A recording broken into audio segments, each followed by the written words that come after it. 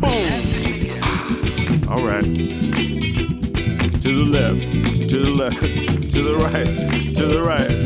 Somebody, everybody, scream!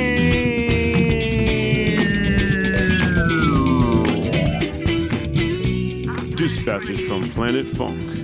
This is the Aced Out Podcast, dedicated to all whom the man tried to ace out by profiting from the soul, without stopping to give props to the prophets of soul. You got that right. This is Ace Allen. Sometimes they call me Barack Wizane. And we're brought to you by the letter P. And we're sponsored by Pete, P-E-T-E, otherwise called People for the Ethical Treatment of Earholes. Everybody around me is Funkin' Fam affiliated because funk is just fun with the K. That's why they pronounce it funky. And what do you know? It's New Year's. Happy New Year to you all. This is episode 30. So proud to have episode 30 here. I'm going to join Jay Stone in the studio to interview our first guest. This is a great guest that we talked to in a very heady episode. We talked to Rickey Vincent, the funky professor, the Uhuru maggot, the guy to go to if you want to know something about funk. He's a professor and acclaimed writer. And we talked about the past, present, and the future of funk. We talked about the tendencies of funk, the 5 dynasties of funk, why we need a history of funk, and why we need to discuss it. We want to do more of these talks with Rick. I think we only scratched the surface. As a matter of fact, we talked to Rick so much we ran out of time to do an intro. That's why I'm here. I'm here at Offhand Records Studio, the Blue Room, with Nick Ways behind the board and behind the camera for me, here in Oakland, California, our post-production studio, actually, where we edit the video and mix the audio. However, we did this episode at my boy's studio, Nice and Up Studios in San Francisco. Shout out to Chris Cortez for engineering this for us and making us feel so welcome at Nice and Up Studios.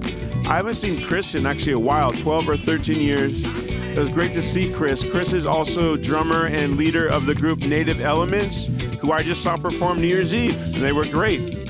Also, I wanted to shout out Rusty Allen and Levi Caesar Jr. for our past episode, episode 29. It was an honor to have them, and that was a fantastic, very successful episode. Since I saw you guys last, y'all, I have turned 50 years old. Oh my God, a 50-year-old wearing a Batman shirt. Pretty sad, but I don't care. Our guest, Rickey Vincent, he had a birthday. So last month, you could say is our birthday month. I hate when people say birthday month. Martin Luther King just gets a day, but we get a month. It's kind of immature. I think you've been pampered too much when you're little if you have a birthday month. No, but we celebrated our birthday. Hey, it's New Year, and I'm an old man. You know, also for this episode, we had 2 great musical performances, so I'm really proud of this one, you guys. Funkanauts, Jay and I and his son Kyle Coyote Collins, repping the Funkanauts. We played with 3 Oakland MCs. Dub Esquire, my good friend Monster, and Mel Yell. Shout out to Mel Yell, she killed it, came in and got down. Behind the camera, Cedric Lech and Jarrett behind the cameras. Shout out to 3 Charge, Scott Shepard making it all happen. And also shout out to Needles. You guys, please like and subscribe this channel. Please shout us out in the comments and let us know how you feel.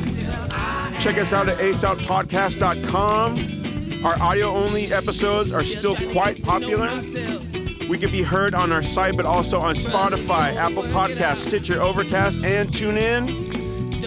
Shout out to our viewers and listeners around the world. We have viewers and listeners in St. George, Utah, Jackson and Madison, Mississippi, San Diego, Brooklyn, Kennesaw, Marietta, and Jonesboro, GA, Euless, Houston, and San Antonio, Texas, Loveland, Ohio, I like that name, Orlando, Florida, Lexington, Kentucky, Denver, Charlotte, North Carolina, Stamps, Arkansas, St. Clair Shores, Missouri, Polsound, PA, Springfield, Illinois, Baltimore, Alabama, Salt Lake City, Utah, UK, Germany, Japan, France, Ireland, Mexico, and Stockholm, Sweden. Speaking of Sweden, shout out to Vane, Andy Six, and the Neon Romeos.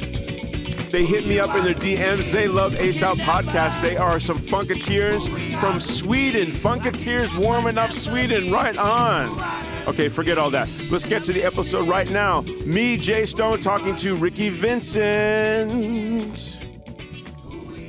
Jay Stone. Yes, sir. This is episode 30, the 30th episode of Aced Out Podcast, Wow. and I can't think of a more appropriate guest. We have here today Rickey Vincent, the Uhuru Maggot, longtime host of History of Funk show, live Friday nights on KPFA and online around the world. This man's a professor at UC Berkeley, an acclaimed writer, the go-to expert on the funk. So I was turned out personally by his book, Funk, the music, the people, and the rhythm of the one. Mm-hmm. You know, before that, Jay, I was a typical Bay Area musician. I had my fingers in a lot of pots, a lot of stews. I was playing all different kinds of music, reggae, heavy metal, you know, everything. Right.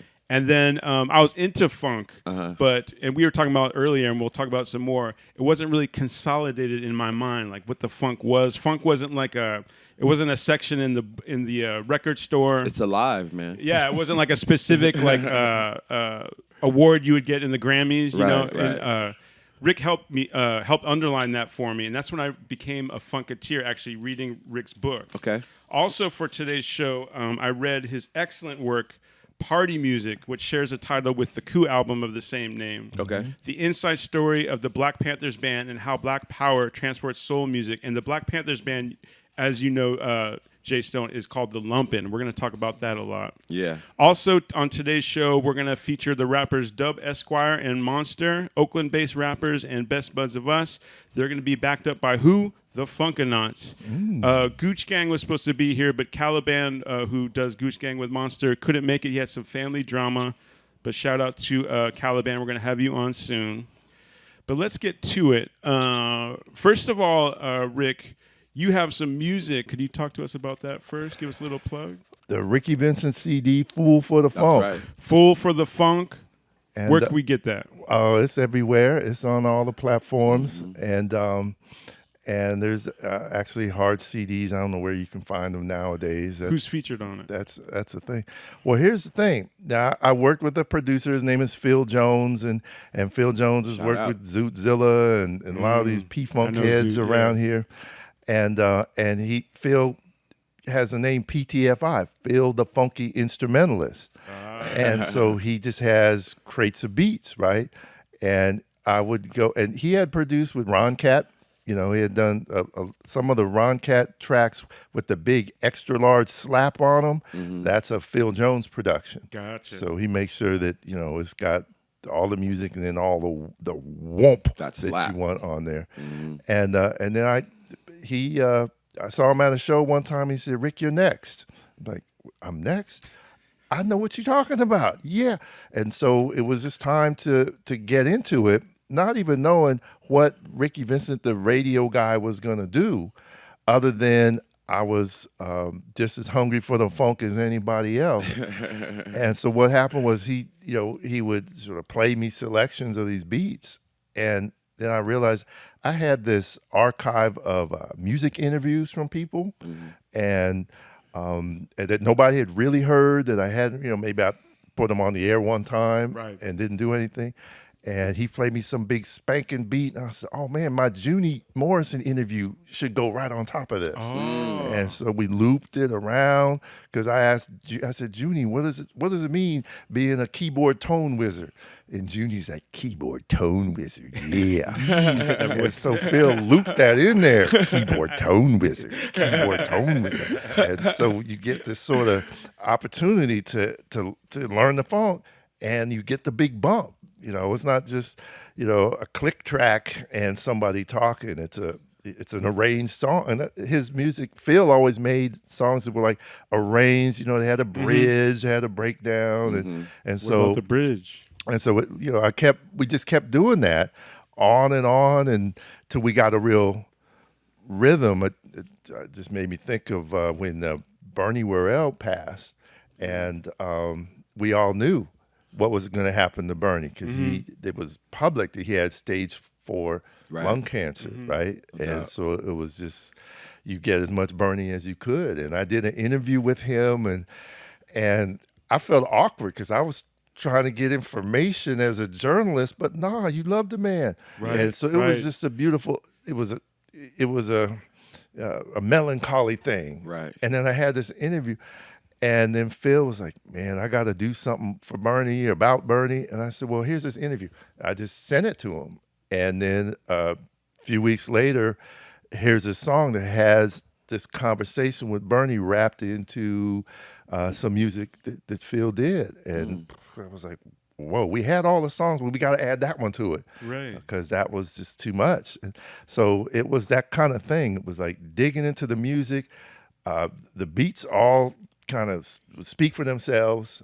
And then towards the end of the process, I started to get a little loose about it myself. And he played me this bumping track, and I said, man, that sounds like Go Wiggle. Let me get on top of that and just say, everybody go wiggle. And then all of a sudden, as I came out from under my sheet and just put some little groove allegiance up into it.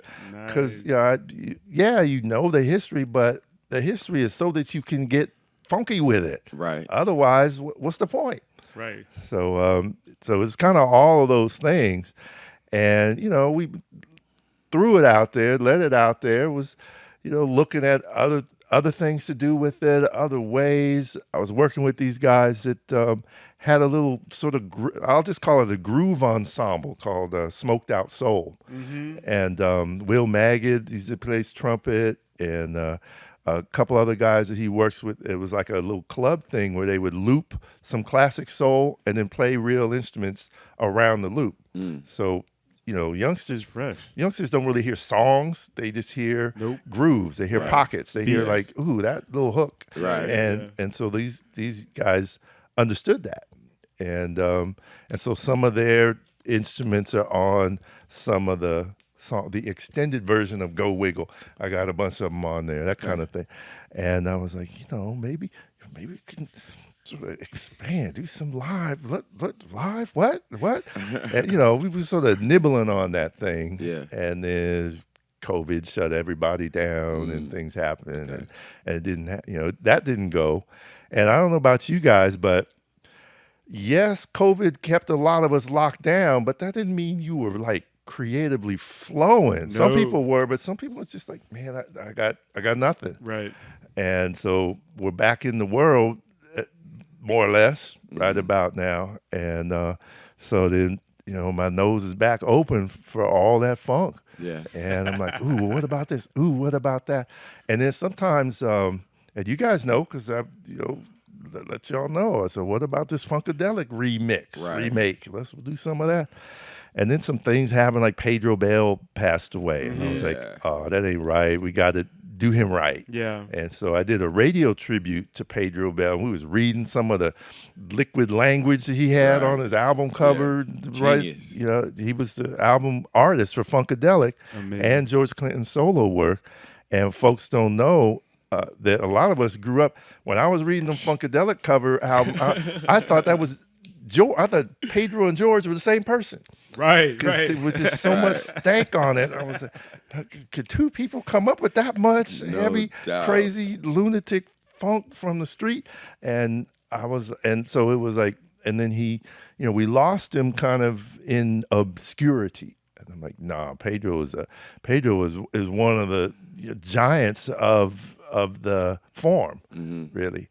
And I had gotten to know him over in the 90s. A lot of us kind of connected old school style. Email had just begun. There were like some early email threads for people to be on, funky music mailing lists, things like that. Yeah.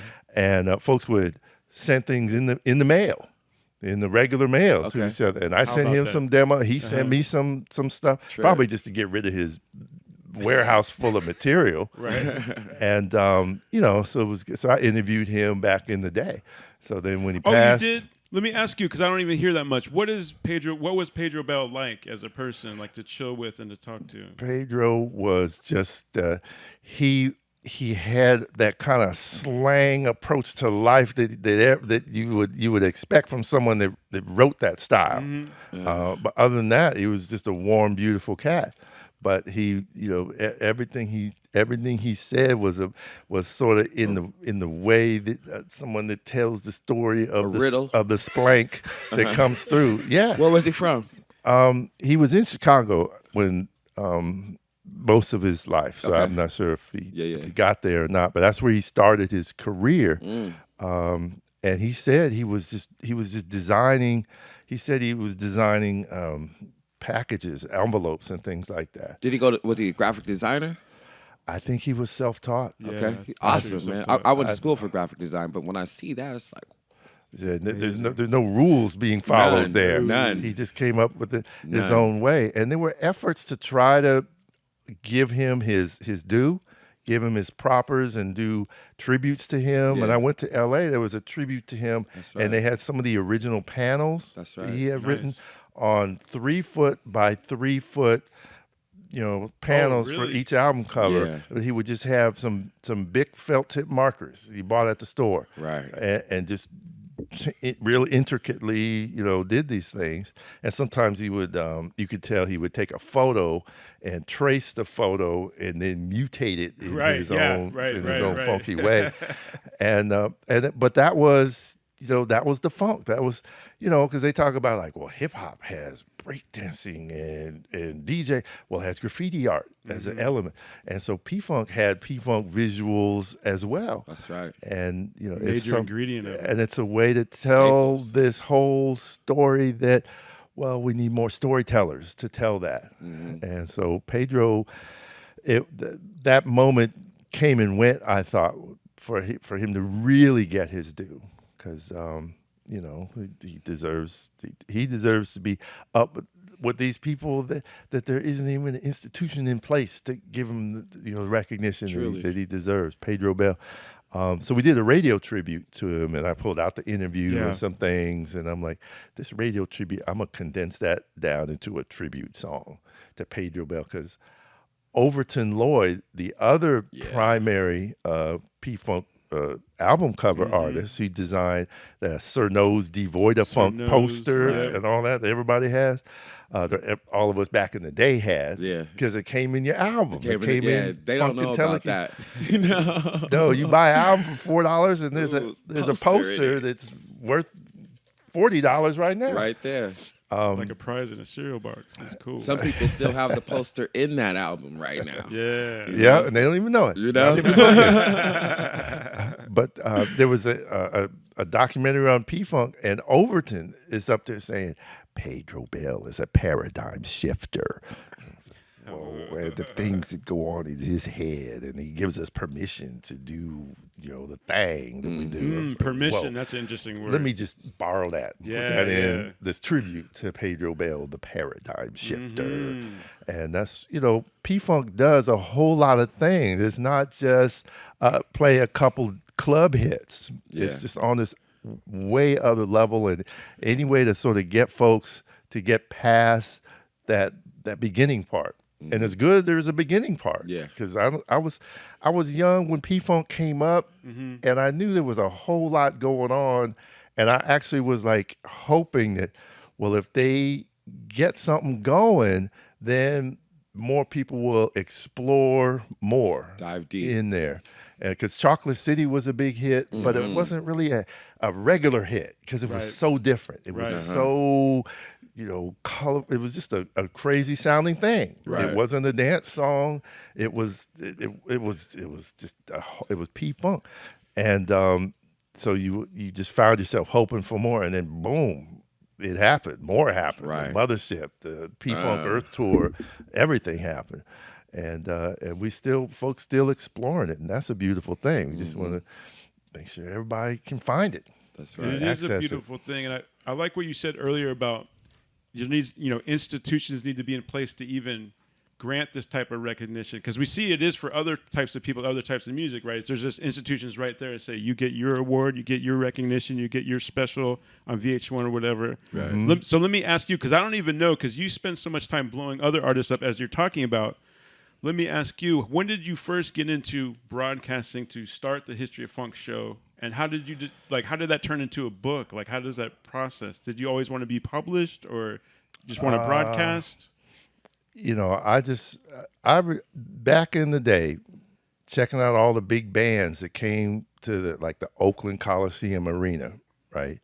And it just seemed normal that there'd be a lineup of 4 or 5 monster bands, and you would make your way down there, and here's the Isley Brothers, here's Brass Construction, Brass Construction, Ohio Players, this is Brick. I mean, all these incredible acts, and but then you read your music magazine, unless there's a good issue of soul, rhythm, and some R&B magazines, which there weren't that Old many. Vibe or something. Yeah. You didn't see it. It wasn't in the local paper. It wasn't in the rock and roll journalism. I'm like, this is a whole movement. This is a whole thing. And musicians that I was growing up with, they all understood it. They got it. They could see how a lot of these musicians were very sophisticated, and yet they were also skilled at making accessible music. And some people just paid, Stevie Wonder, Earth, Wind, and Fire, they paved the way. It's like, you can show all your musicality and be accessible. Right. And that was a hard lesson for jazz musicians to learn, because they were, we want to show our musicality, and to hell with the market, to hell with it. We just want to show. But then, wait, if you can mix the two, and show that you have chops and reach the people, then you can take this to the moon. And this is what was happening, and it wasn't talked about. Music journalism just wasn't going on. And the more I sort of peeked at this stuff before I became a researcher or whatever, it's like, well, there's all this writing about blues and soul and the 60s, and the soul music and the civil rights, and I got no problems with that. But it's the 70s now, and it's about the bomb. It's about the funk. Where's the chapter on putting it on the one? Where's the chapter on James Brown changing the language and the rhythm and putting it all down? And no one had written about that. And then when I came to I was an undergrad at Cal in Berkeley, and I stumbled into a class from a bro who was teaching the music history class, the black music history class. And he was a clean-cut bro. Reminded me of Maceo Parker. He was just clean every day, but he could explain how dirty the blues was, stuff like that. It's like, oh, I'm with this. Let me get it. Very dense, a whole lot of material, and blah, blah, blah. And he went through all this music for 2 semesters, and then the last day, he shows up with his scratchy James Brown 45s. And he plays Superbad, and and he's playing his 45, and I'm like, and it wasn't hard to see that this is where the music was heading. This is where all these jazz musicians, because James had to, I don't like to use this term, but he had to whip those jazz musicians into shape. No doubt. And say, you take all those crazy chord changes and you put a groove to that. And then now we have this funk that nobody else can touch. That's right. And that's what and so you kind of saw that, you understood that, taking it from this Professor Ollie Wilson, you could get all that. But then he ended with James Brown. I was like, ooh, if I taught a class like that, I would start with James Brown and go from there. So you're saying that was on the last day, but that's where we began. That was on the last day. There should have been a third semester of what happened since the funk happened. Well, since the funk, every other thread, DJ music, all that techno, disco, EDM, all that was going on, all the different types of world music. And then you start to pay attention. It's like, and now we have access to music around the world, and there's all these funk compilations from Africa. I love those. Nigerian funk. I didn't know there was Nigerian funk. If you ask them, and it was because James Brown turned us out. And so we going to have a scream contest. We're going to try to out James Brown each other. And what do they do? Fela did the same thing. Man, and he was like, you can't, his mind was blown. He came to America thinking he was going to study jazz techniques, and then got turned down, and the revolution wiped him out. Sandra Smith, Sandra Isidore, she was the one that kind of woke him up, and he never did another pop song after that. Yeah, it was all music. Music is the weapon, right? Yeah. And it was all that, and they called Fela the African James Brown. Yep. At that time, Sure did, and he wasn't necessarily thrilled about it because he thought he was right. He was on something else. But they was on the same type of thing. It's like, you know, we can change the world with this thing here that we bringing back from the source. We're bringing this back from the root, Right. and but people around the world was hearing that funk. They were hearing they were hearing what was going on, and you know, you can talk about how popular culture from the kind of colonial sort is going to always spread around, and that's true. People are going to be familiar with, you know, the dominant culture's material. Sure. But then, but what makes it stick? You know, and why does everybody, you know, claim it, own it, and want it? And I mean, you could spend time today talking about how hip hop is taking over the world, and start with the K-pop, you know, folks that are just like, all right, let's find another black music video and copy that as much as we can, you know. But it's been happening in America the whole time. But we're not even having these conversations, right? Because the conversations really stopped once the funk blew up, because it was like so high they can't get over it. We can't right. Like, what do you contain say about this. It? Right. Yeah. We can't measure it. Right. You know, we know how to measure and quantify and boom, boom, Right. boom.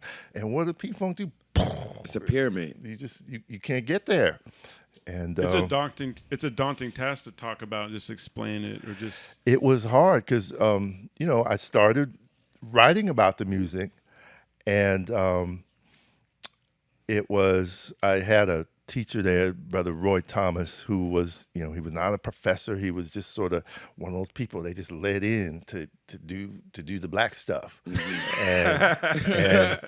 And he kind of, you know, he brought in DJs from K-Jazz, which was real big then, and just sort of, you know, he prioritized our culture in a way, and he let me write whatever I wanted to write about. I remember the first day. He said, well, here's the assigned writings, but if you have something real important to you, let me know, and you can just spend the time and the term doing that. And I said, well, I'm going to write about the history of funk. And this might have been 1983. Okay. Something like that. And, you know, I wanted to, and he gave me free reign, you know, to get into it and to try to set the whole thing up. And it wasn't that I wanted to, you know, write a bunch of charts and boxes and flow charts out.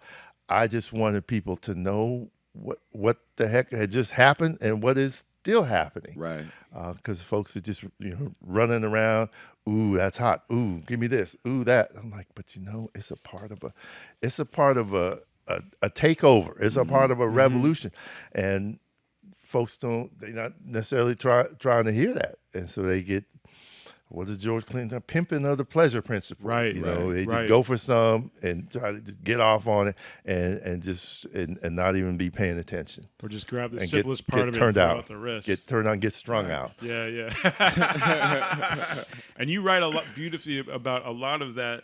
One thing, though, you're talking about like flow charts and stuff like that. You did do a lot of great classification work, I feel, with funk, where you could actually talk about it and kind of see it. So, for example, I really like your method of breaking up funk into distinct dynasties as a way of describing it in your funk book. So, for example, Jay Stone, as you're familiar with as well, so you identify the first funk dynasty is the period of unification, you call it, and you say that's about 65 to 72. Yeah. What bands are in the period of unification? Obviously James Brown, right? You have obviously what James Brown did. You got Charles Wright and the Watts 103rd Street Rhythm Band. Yeah. Because those guys, they were, and I didn't even know all the specifics, but you could just kind of tell. Yeah. They were a house band in L.A., in Hollywood. And so they did covers of all the big hits. And they knew how to make them entertaining. And then over the years, we find out that Charles had to work them to do originals, because like, you know, we making bank here doing other people's stuff. We don't want to. We're got steady work here, And he had to really kind of whip them into shape and say, for all the things we got, we can do, we can work this and grow with it. And now you can find tapes of the Watts 103rd Street Band jam sessions and like 20, 30-minute just workouts of the group doing, using all the different techniques and tricks that all the great R&B acts were using. And yet they were doing sort of the free open jam thing, and that would lend itself to Do Your Thing, To Express Yourself, the big hit, and the other stuff that they would do. And Charles, he knew how to hit that pocket whenever he felt like it. Just the way he did it, and plus he had Al McKay in there, the guy that went Al on the McKay, Earth, Wind & Fire. Sure. He had a bunch of musicians that wound up with Bill Withers. If you get Bill Withers live, that incredible thing he did, the live Bill Withers album, most of those musicians were in the Watts 103rd Street Band. So he was pulling all these people together, but he was also pulling all the energy and all the skills and all the sounds together, because this was a time when, if you go down to the community center, Black Power was the talk, and it was the vibe, but the musicians, they were just sort of opening up, and so everything was welcome in the sound. Okay, here's this free spirit named Jimi Hendrix, who was a fully formed, fully actualized African American man, doing things that he didn't fit in any box. He didn't fit in any boundaries. He didn't follow anybody. There was nobody before him doing what he was doing. And so people that opened people's nose, and bands that opened them up to, we got homeboy here, the young man named Eddie Hazel, who can play this crazy guitar. And all of a sudden he has permission to go to open up and do that, as opposed to boys sit in the corner and do that rhythm pocket so we can imitate a Wilson Pickett hit and get a record, blah, blah, blah. And people were opening up. And so it was happening. The jazz artists were doing the same thing, everybody. And there were some folks that could pull all that together. There were bands. There was the Meters out of New Orleans, and they kind of held to the groove part, but they introduced all these different songs. Leo Nocentelli on the guitar. Come on now. You must know Jay. I know him personally. That guy. He's on another level. And then you have folks like the Mandrill. I mean, these cats were just, they organically were bringing all these different things together. War, those guys coming out of L.A. And so this was some of the beginnings of a sound, yes, but a kind of an approach, and there wasn't anybody talking about it. There wasn't anybody saying, because there's ways to say it. You can say it with from an ethnomusicological point of view that says, they introduced the such and such, technique from the previous experience, and blah blah blah. But you can look at it as a Black Power thing, and you can say, these folks were saying all of this is ours. All of this belongs to us. So we got all these harmonies from the blues and soul and the church and the gospel, and we got all this guitar work from Chuck Berry down to Jimmy. Give me all that. And then we got all this horns. We got all this. Give me all. Put it all in there. And then you had folks that were highly skilled, musically trained. Maurice White, Ronald Bell from Kool and the Gang could arrange these things that were just. They were mind-blowing, and a lot of artists would have these ideas, and they wouldn't share them with the band because they knew they had to get a 3-minute song going and da-da-da. But this was a moment when you can do all of that, and your goal was to make it, where the people, could get it. So that's what we mean by unification. So gospel singers, rock guitars, jazz chops, but everything. Blues but feel. What made it all fit was you can now fall in the pocket. You could now fit in a groove. Sly and the Family Stone kind of like the pioneer of that, because there was so much happening. And you couldn't keep track. You couldn't take apart Sly and the Family Stone. It was just too much. They were just too much power, too much soul. All the singing that they did. The image, even the image. The look of them, there was so much freedom there. It was just completely free, but yet it was so well organized and structured, and we don't have a box to put that in. You know, we don't. You can be. There's a lot of free farm. We in the hippie headquarters of the world. That's right. There's a lot of folks just, let's be free. Right. But then Sly was a magnificent arranger of music, going way back to his high school days. Yep. When they right out of high school, he was in a talent contest with a harmony group called the Viscanes. That's right. And quietly, the people that were checking on him, and the Viscanes won the little harmony group, contest and thing. But they realized that the one black dude, he's the one mixing. He was the one on the controls. He was the one arranging everything. So he was the genius behind it all. And so he went straight to Autumn Records, this rock and roll label, and they just let him do what he does. They said, "Here, just give us more of that," and those are great recordings. I've heard a lot of those too, man. And and so all that skill, and then all the influence here in the Bay, right? We got the Asian American, you got the jazz, you got the Mission District, you got the Latin, you got all the stuff, the Fillmore, you got the blues people coming up from the South, and you have the free form rock sensibility that said, if you can't do a 15-minute track, you're not really vibing it. You're not vibing enough.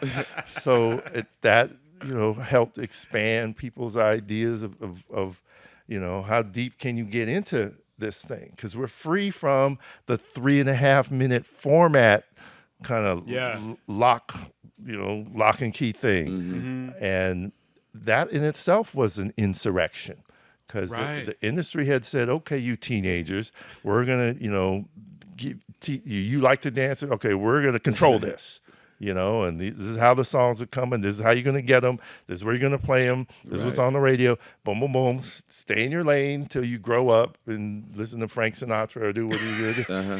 But, the young generation and, social change, upheaval, Vietnam, the movements, everything made people just break the rules. Right. To hell with these rules.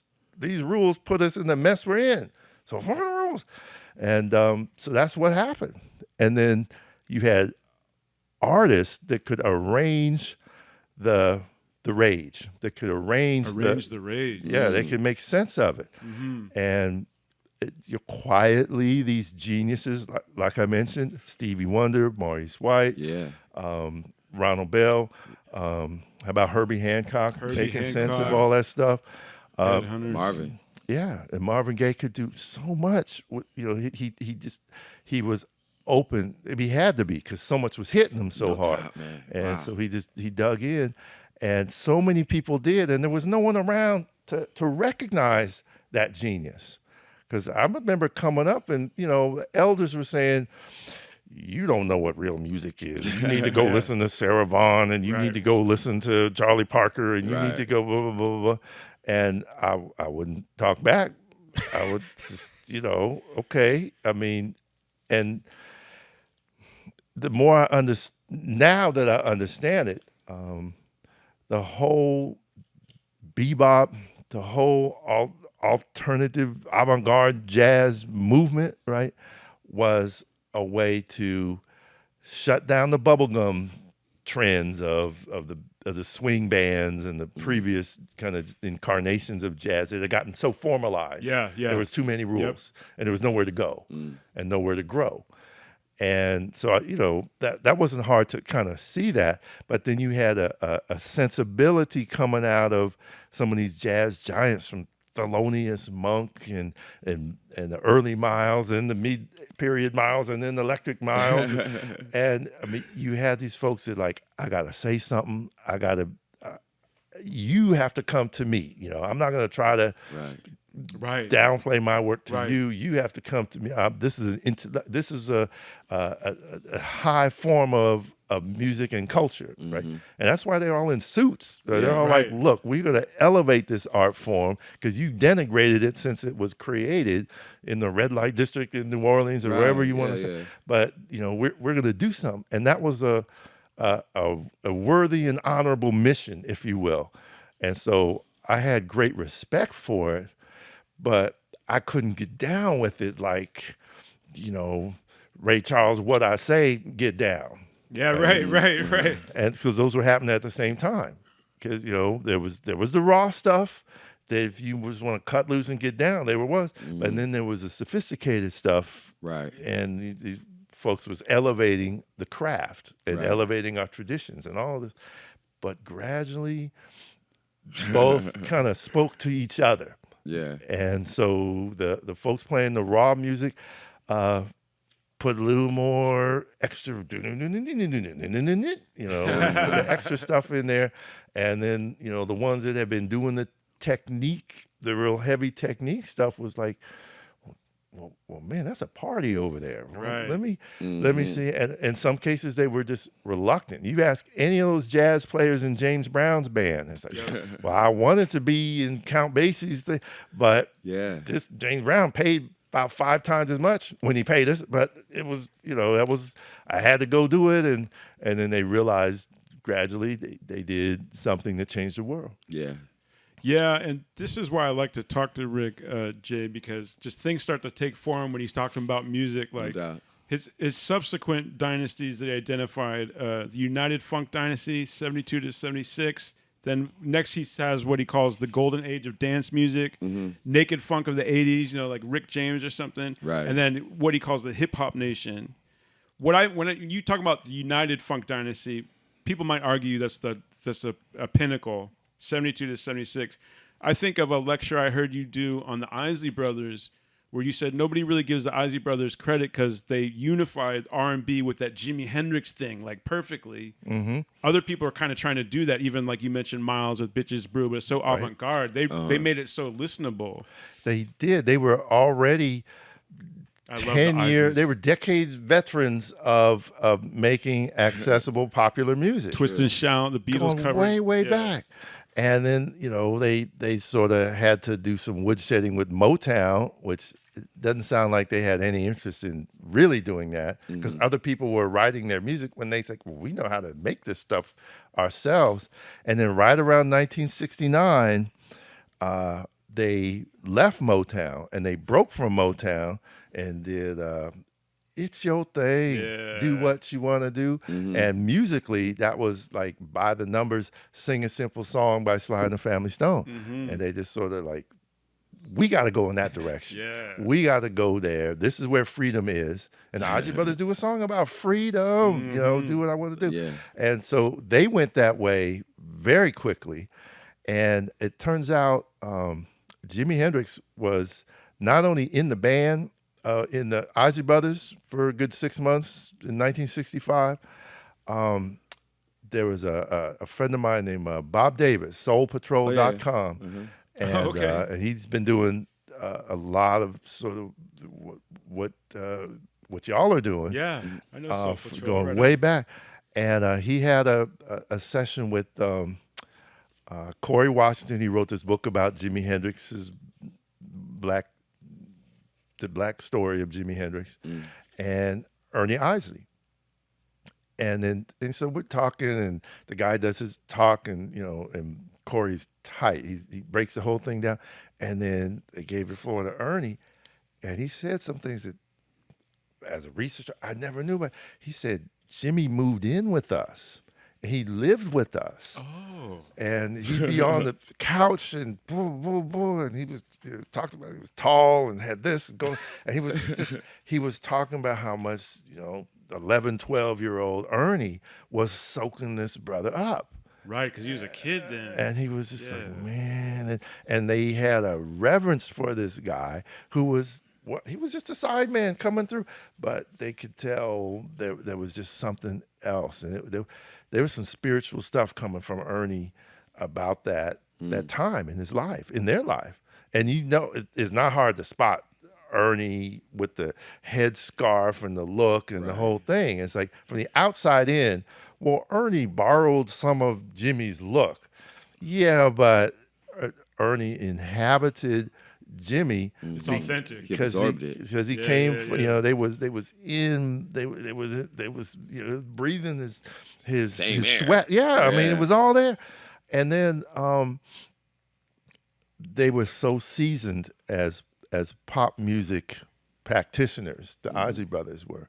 They knew how to take everything from the R&B background, everything from the pop sound, and everything that Jimmy was working towards, it just naturally fell in.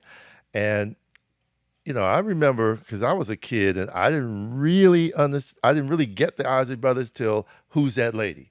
Mm-hmm. Who's that lady? Mm-hmm. Beautiful lady. And it's like, if Ronnie was just singing over a click track, that would be a magnificent song because his voice is so strong and so velvety and so strong and soft at the same time. And who's that lady? But then the instrumentation, there was so much guitar layers on that song. Soul and R&B didn't know what. I can't say they didn't know what to do because there were moments when that happened. Edwin Starr, War, what is it good for? Absolutely nothing. That's a hard rock tune. 1970, and that was a #1 pop song in America. And so people understood that, but folks didn't know how does this guitar thing really work? What does it mean?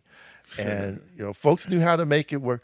And I say it now in my classes. I'm like, we'll talk about this sort of rock continuum that's been in the music ever since folks could amplify, going all the way back to the blues, right? To electrified blues. Well, it's blues, but it's electrified. And now artists, even the mainstream artists, En Vogue did one with the rock. Want to hear it go? They did Free Your Mind. Free Your Mind. Right. Janet Jackson, this Black Cat. So you find it, and it's like, black artists know it's there, even if it's not front and center. And so that's like, it's like when you have that bottle of hot sauce in your bag. Well, this thing needs a little bit more. So, why don't you give me some Jimmy on that? All right, that works. But it's not fake. It's like we want that kick, we want that spice, and that's why you see people, like R&B stars today, like they'll wear a guitar, but they can't play it. But they'll wear it because they want to say they have a tie to that, but they can't. I mean, some could do her. She can play it. There are folks that can do it. But DJ Khaled holding the guitar is like, come on, man. It's got to function. Let's make it function. Yes, I didn't want to bring him up. That makes me think. Did it end after are we just in this long 5th dynasty? Is there a 6th dynasty for funk, or is that? It's the industry is so locked down. If you just, this is where you have to shift gears from the creativity side to the COINTELPRO side. And how and why was this music industry locked down so desperately the way it has been? And it's unfortunate. And so I go back to that period when these artists had the freedom to do their thing. And I could just imagine, Earth, Wind, and Fire, 12 brothers with cocoa butter all over them and, just smelling up the place, sitting in the room with the record executive, with the contract. Here, don't hurt me, just here, sign, and everybody will be happy, and they'll make their money. And those are beautiful cats. They weren't necessarily trying to strong, but there's like there was a different energy. But really, it didn't take long. Only about 5 or 6 years later, that's when the boys in suits started to show up and say, boys, the market research says if you don't give us a disco single, it's not worth the projections to keep you on the roster. So we don't care what you think about disco. We don't care about anything but bottom line. And if you don't do this, you're fired. And that kind of heavy-handedness was hidden. Obviously, that's how business works. They kind of laid it on, but you hear little excerpts even back in the day, back in the 70s, and so by the 80s, the sort of the industry had sort of locked these bands. You had bands, but they had to be a freak show. They had to be the nasty band, Cameo, the Barcade, wearing just the Speedos. I mean, they were just Spandex. You can't be deep. And because I remember when Cameo did talking out the side of your neck. Oh, yeah. And I was like, that was a throwdown funk jam. It was conscious and deep. But it was like, I could tell they had to wedge that in the side because they were busy taking the bass out of the sound. She's Strange, that was the song. And they were like, you know, can we really drop some dinosaur funk in this sort of next era of we're just fossils now of the real thing. And so I knew that was a rare exception that kind of proved the rule that somebody else was telling these people what they can and can't do. And that's been going on for so long, it got to the point where before the 80s were over, the black bands, these collectives of black people, mostly of black men, were just eliminated, not out of appeal or not. They were just like, no, you can't, no, don't even stop. Just, and you know, by then, rap music was starting up, and these youngsters who were self-aggrandizing and not necessarily talking about a collective anything. Right. And at the same time, it was fun. And at the same time, the only thing that gave it real kick was the sampling that old school funk anyway. So it was a weird kind of mix and match, but I could see the collective group ethos and the collective group formula and the collective group standard coming out of the black experience and the black music community and our black history was just getting a beat down to the point where you had to accept the fact that if you were going to be a band that could play the funk, you're going to have to do it off the radio. You're off the grid with your funk. Yeah, you have to be off the grid. And we were talking about before the cameras were on earlier about how there's a lot of good stuff out there, but it's all decentralized, and it's not like a hub where you know where it's at. That's a tricky one because, and there was a time when I was like, we need a new Don Cornelius. Right. We need somebody that, you know, can pull something together that everybody recognizes. I'm not saying you got to love it, but everybody recognizes it and recognize the blackness of it. And there's not even a good word for that because it doesn't have to be black people, but it has to be some tie in to the spirit, to the stank, to the street, to something going on, to the culture, and that could be anywhere in the world. And those people, first of all, those people are very hard to find because they have to be masters at so many different, you know, they have to be marketing, they have to be hustling, good communicator, they have to be communicated, they have to, you know, be able to know when to be in charge and when to just let someone else, you know, own the space for that that day, you know. And when I see a lot of the band, when I see even people like Al Green on Soul Train, Don let him play and his band play live. Just like, just go for it. Mandrill, he let them do that.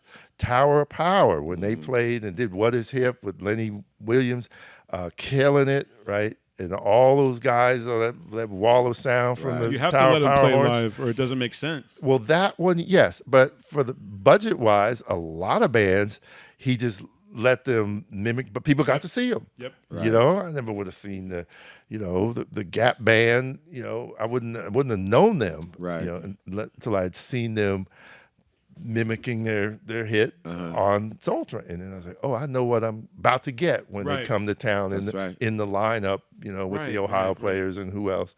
So. But to be able to do that and manage the market and everywhere else, and now it's just we're so far from it. It's like if you come in here, I remember talking with Martin Luther about that stuff because he's a guitarist from the city. He's from San Francisco, from over here, and he talks about how even back then he'd have a guitar over his shoulder and he could sing, and they're like, "Well, why don't you start rapping? Because that's what you're supposed to be doing." Right. And he had to kind of fend them off. It's like, this is what I do, right? And so the folks that are doing that real music thing are swimming against the current. That's right. And a lot of it's sort of outside forces forcing that current, that kind of wave upon us. And I'm not saying that there's not a whole culture of hip hop and self growth that people have, and that's a valuable thing. And that's an important thing. but it's not the only thing. Right. And this is thriving. The funk thing is thriving, and I think it's because people have just accepted that it's off the grid. Okay, Right. It's just not. It's that kind of music. It's just that kind of music, and there's a lot, and I'm still kind of looking at. I mean, because I'm around lifelong musicians, right, and that know that the fact that we're playing, we're good. Okay, That's right. The fact that we got gigs over here. I heard you talking about some gigs that you were in, and I'm like, wait, that. But I know you in the Purified Funk Insurance, Right. and I know you the Funkanos. Yeah. You got the whole vision right there. But you do all these other things, Yes, sir. Jay. And I'm like, well, that's what y'all do. Yeah. That's the life. Living his life, man. That's Musician. the life. That's Yeah. a beautiful thing. But then I see, from my point of view, I see a lot of these multifaceted musicians. They do a lot, but when they want to do what they want to do, they bring that funk. And maybe that's just a Bay Area thing. Yeah. But folks know it's like, well, let's just cook this. Let's cook this thing and kill it, and that's all good. So you can't make it go away, but the industry is just they're looking the other way. They're looking the other way. Yeah. And it's too bad. And there's only so many lifetime achievement awards some of these cats, can get. For those that are still around. For those that are Right. still around, there's fractions of bands that still play. And it means a lot to give them recognition. And there's more like treatments, documentaries, and things people are working on, and that's important. But then there's the top stuff, and then there's that whole universe of music that we haven't even started that conversation. You talked about the unified funk, the united funk, and the first thing I thought of, well, that period 72 to 76 covered the arc of Stevie Wonder's greatest albums. Yep. Okay, the Inner Visions, Yep. Fulfilling This, Songs in the Key of Life, all of those things, Talking Book. It was like he was putting all this together, and he had the hard rock, he had the soul, he had the jazz, he had and the message, and you could tell his hardest messages were on his singles, and those were the funk singles. Yep. And so he front loaded funk in what he did, and it seemed to me everybody else was following that formula. So the Blackbirds and let's see, who else was there? Rufus and Shaka Khan, right? And Graham Central Station. Everybody was just, they were mixing these styles together. Some of them had church roots. Some of them had, rock roots. Some of them had jazz chops and everything. And then they put a funk single up front, to let everybody know, we got this, but then we can speak to all these other things. And that was a high standard to meet, and they had the freedom at that time to meet it. And like I said, there's almost no conversation about this. And I found one article in Ebony magazine that was a kind of bougie, upscale Negro magazine. And but in 1978, it's a cover story on the supergroups, and it had a picture of Maurice White, Shaka Khan, and Bootsy on the cover. Wow! And this writer kind of compared them to like the minstrels, not the minstrel show from America, but in the medieval minstrel, who were these traveling musicians who would dazzle people as they went around Europe. I'm like, okay, guy, whatever you want to say. But he was talking about how they were blowing up tradition because they had so many electronics, and yet they had so many traditional techniques all at once, and they were redefining black music and the tradition. I'm like, well, all right, let's get more into it. Let's talk about that. Let's have a big discussion about, what does it mean to claim all of our music? What is, what are we trying to do? How does this work? And poof, that was basically That was it. and the industry, disco came, other distractions came along, and things kind of faded, but the funk hasn't faded. It has to be reinforced. I'm gonna read a quote from Rick that really impressed me. Jay, he was so talking about why modern dance music, why it uses funk music so much. Mm-hmm. Another reason why much of modern dance music is so heavily laden with funk samples is that the riffs were invented by playing funk in the 1970s were created by bands, mm-hmm. in an interactive process that cannot be duplicated with digital equipment. And then what he identifies how the funk works. And this was very helpful to me as a musician because I was playing kind of funky things, but I never really thought about it. Mm-hmm. So there's like a give and take with the work that Rickey does and the work that musicians do. So as far as he calls it, the tendencies of funk. Okay. The tendencies of funk. Number one is the principle of rhythmic and implied metrical contrast. So like contrast, we could talk about that, but you got the one and then you got things working against the one to give it that tension. Yeah. It makes it sound funky, makes you move your body. Counterpoint. There's that approach to singing and playing in a percussive manner. So more like the rhythm of your voice than just emphasizing the melody. Antiphony, the concept of antiphony, which is we call and response. Uh-huh. Somebody says that, get on up, get into it, say it loud, Sex Machine, all Sometimes that. the horns will respond. Horns, cold sweat. Give me that. Yeah. High density of musical events. I like how you say that. I love how he puts it. High density of musical events in a short time frame. So any Funkadelic record or Parliament record is a great example of that. Just so many things. You put it on in headphones, you can't believe the different things going on, and you could hear each one. And then also the last one, and this is really important, and he incorporates, this is part of the music making, the actual making of the music, not an addition, but part of it. Physical body motion is part of the music making. Doubt. So the way the musicians actually, they're interfacing with their body and the audience. That's true. To me, and he also identifies 1965 Papa's Got a Brand New Bag as kind of like the quintessential like first funk record. I'm just really impressed with when you break things down like that. It just helps me so much as like a musician, like thinking about how this is working. And I always think I thought of it first when you say it, and I always go, "Oh, I knew that," But you're the one that's like bringing it to mind, like making it cohere like that. Well, I was just going by the evidence that was there. Right. And I could feel that, and a lot of those terms were taken from that same music professor that I was telling you about, Ollie Wilson. Okay. And he referred to that as the heterogeneous sound ideal. Wow, in music. heterogeneous sound ideal. I like well, that. Go ahead. Well, let me put some. Does that fit on a shirt? Let me put some spank on it. Yeah, it's hard to bust a rhyme on the heterogeneous sound ideal. Yeah, something you can feel. I don't know.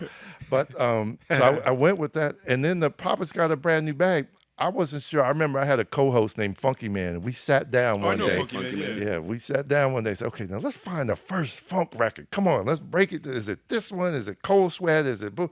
And we sort of leaned towards Papa's Got a Brand New Bag because it had a different kick to it. It had a different emphasis in there. Yeah. It wasn't the way we know and love funk from our era, but it seemed like it. And then in 1993, I had a chance to interview James Brown. It was a phone interview. And this was like after his that prison thing, and he had then he had a big pay-per-view, and he had this sort of it wasn't last, he kept on going, but he had this big thing, and then he put out a record that nobody wanted, nobody likes, and it wasn't very good.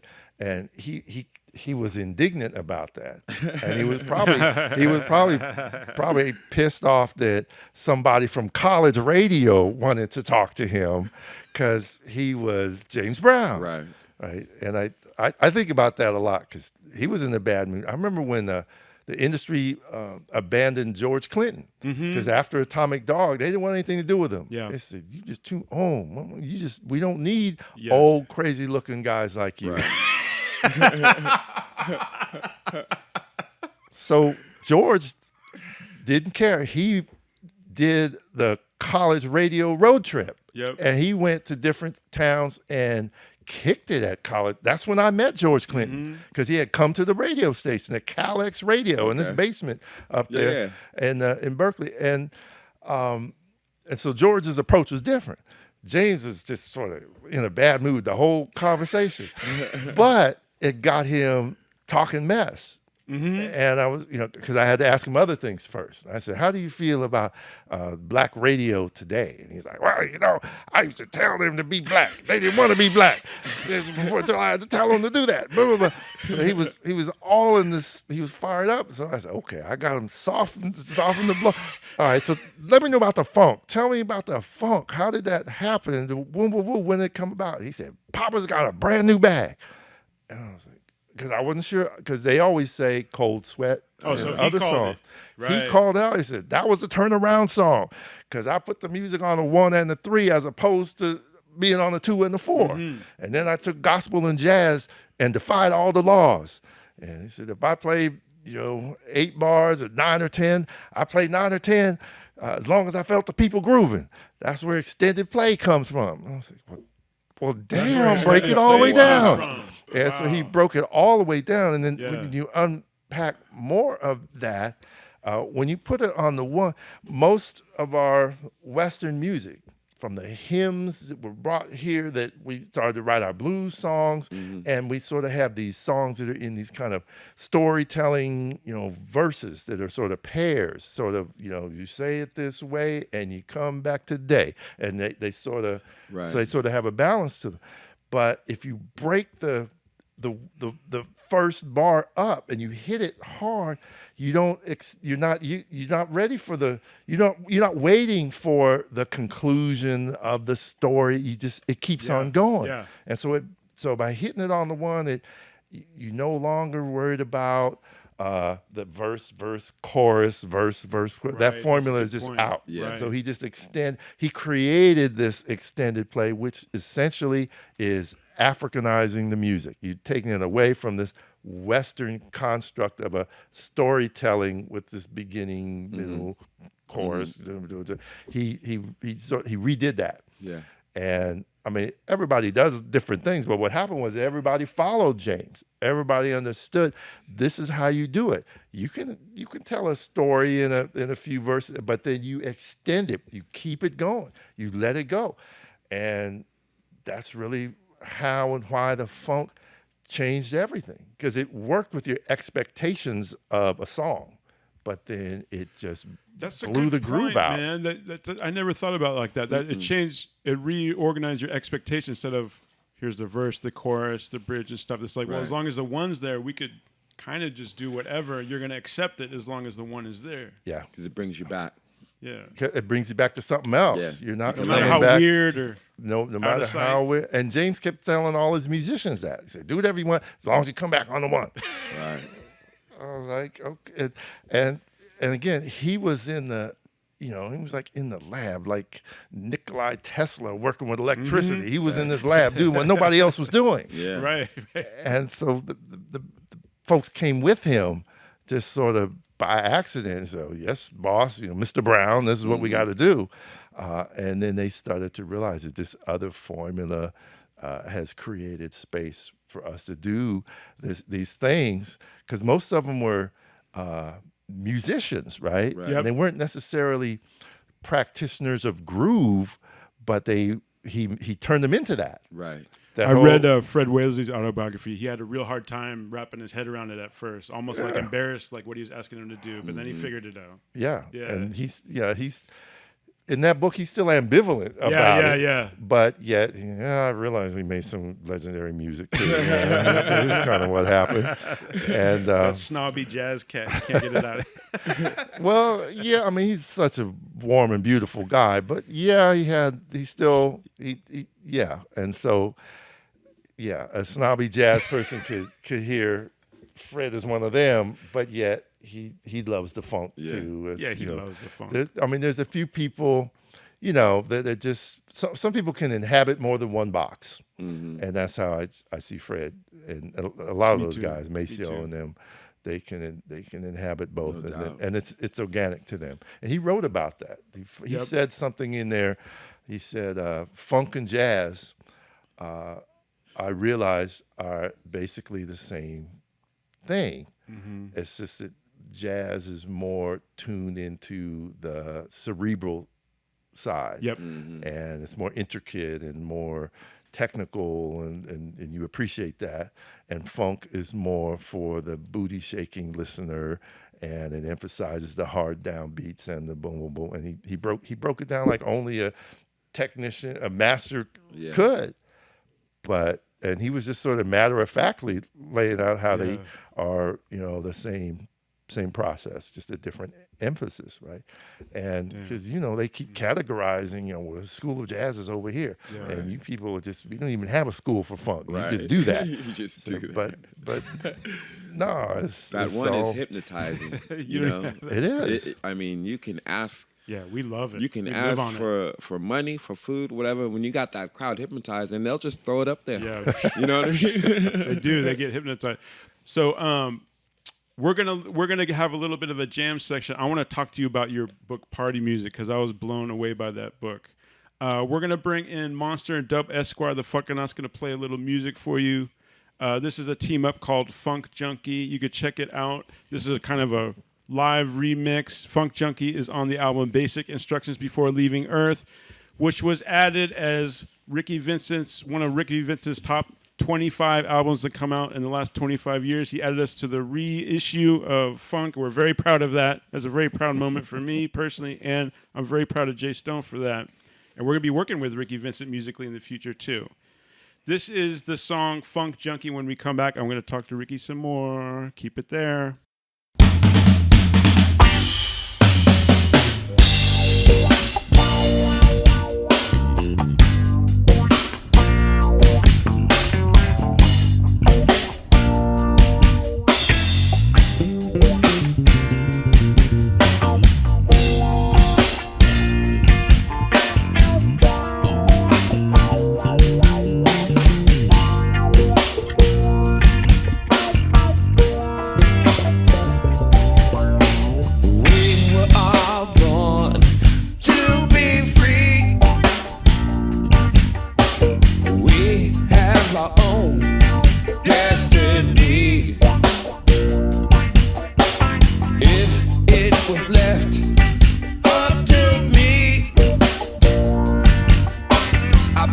Motherfucker up and set you free. It's the F-U-N-K-E-N-E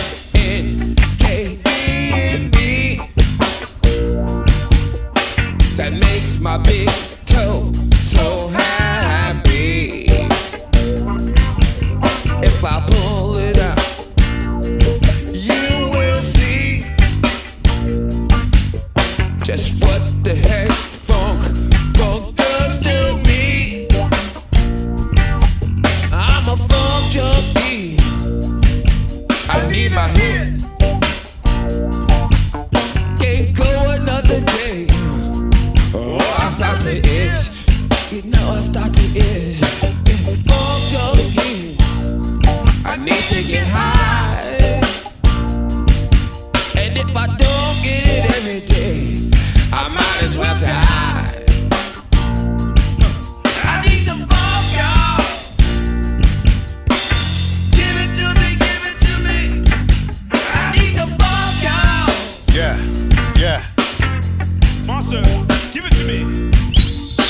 Hanging on every word of the rhymes we say. Hear the bass of a beast from a mile away. Other rappers can't relate cause they style is lame. I reside in a town right beside the bay. Well, you better watch your step cause you could die today. The high price of your life is the cost you pay. Don't mistake us for some players cause we not for play. Ain't no stopping this thing till the profit gets made. Like a dog on the loose, that shit is off of the chain. But get drunk, we ain't off of the cane. Double bags in the trunk like we off of a plane. But it's not a full of product cause we gotta get paid. You can run up if you want, you get popped in the face. By the time you still get up, you see us walking away. Ain't no stopping this, man.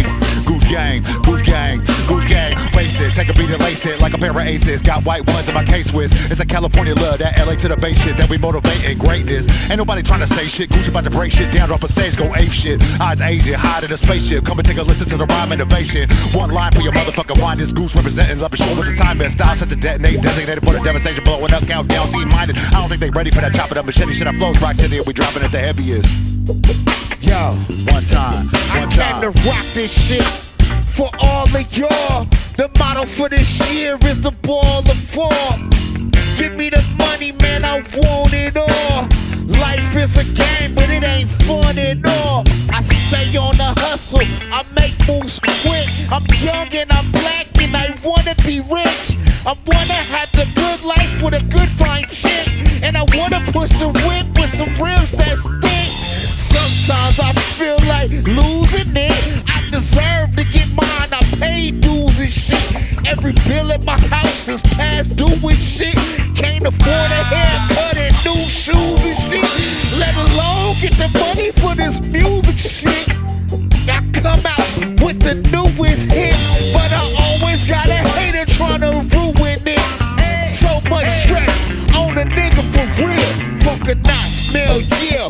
Monster for real, yo. You say, you say, you say, you say you want freedom, but you lack self-respect. You wanna live for the good times, but don't handle business. The revolution in motion, but you ain't tuning in. To me, satellite cable, waves and channels interfering. That scientist, he is a clever man, working overtime, doing all he can, keep you numb and dumb, and out your common sense. First time in your life, you got to play defense. Say you want freedom, but you lack self-respect. You wanna live for the good times, but don't handle business. The revolution in motion, but you ain't tuning in. To me, satellite cable, waves and channels interfering.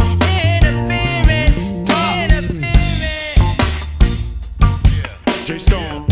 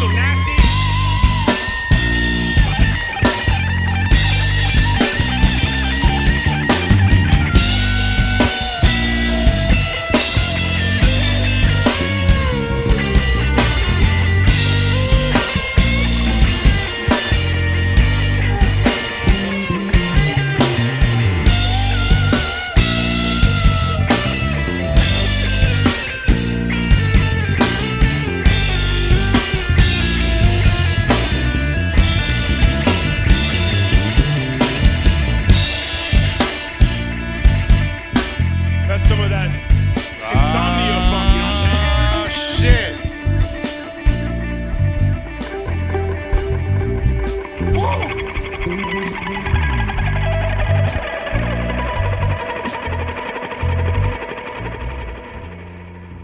J Stone dumbing out over there. Yeah. Okay, so now I want to talk about a book that I just read recently, actually, is the book Party Music, which I really like. So party music, the great double entendre, basically party music as in party, but also as the Black Panther Party. And your mom was a Panther, which I didn't know. Your mother, Tony? Yeah, she was. She didn't talk about it much, and she is just now revealing some of the, the ins and outs of what happened. Sometimes you just now talk, revealing. Yeah, she's like talking about this, that, the other. And Eldridge left us at the da-da-da. I was like, wait a minute, what? Bring that back. Let me hear that again. Because it just pops up Right. as like some of the history. But she was there early on as she was in the they had study groups where they were studying Marxism, and so they had Wow, that's heavy. a group of these women, these young moms. My brother called them the momunists, because they would have these little gatherings, and Huey and Bobby and Eldridge and these people would come through. Wow. And I remember these were on God. Thursday nights at the house. Oh my God, at and, your house. And these are, the grown-ups were coming, and and so I didn't really recognize them or know them, but they all knew Tony. And then I spent a year in New York in 1968, and didn't quite understand that my mom thought we were all going to wind up in Cuba, and it just the whole thing is a whole story that had to do with Eldridge in exile, and all these things were going on. And then there was a sweep of the Panther leadership in New York in the spring of 1969. They're called the Panther 21, and you could read about it. And Afeni Shakur was one of them. Tupac's mother. Tupac's mom, and she got out, or they dropped charges in 1971, 2 weeks before Afeni had Tupac. So anyway, so all this stuff is in, and my mom was there, and she told me a story that she never brought it up. She used to hang with this woman named Yuri Kochiyama, and Yuri Kochiyama was a confidant of Malcolm X. And if you look at pictures of Malcolm, on the day he was shot, there's this Asian woman holding his head in the picture. That's Yuri Kochiyama. And she's this radical woman. And she was, and now they write about her because she was an ally. She was, Asian American, and she was no joke. And my mom and her used to hang out there. And she said the party leadership was sent to this event.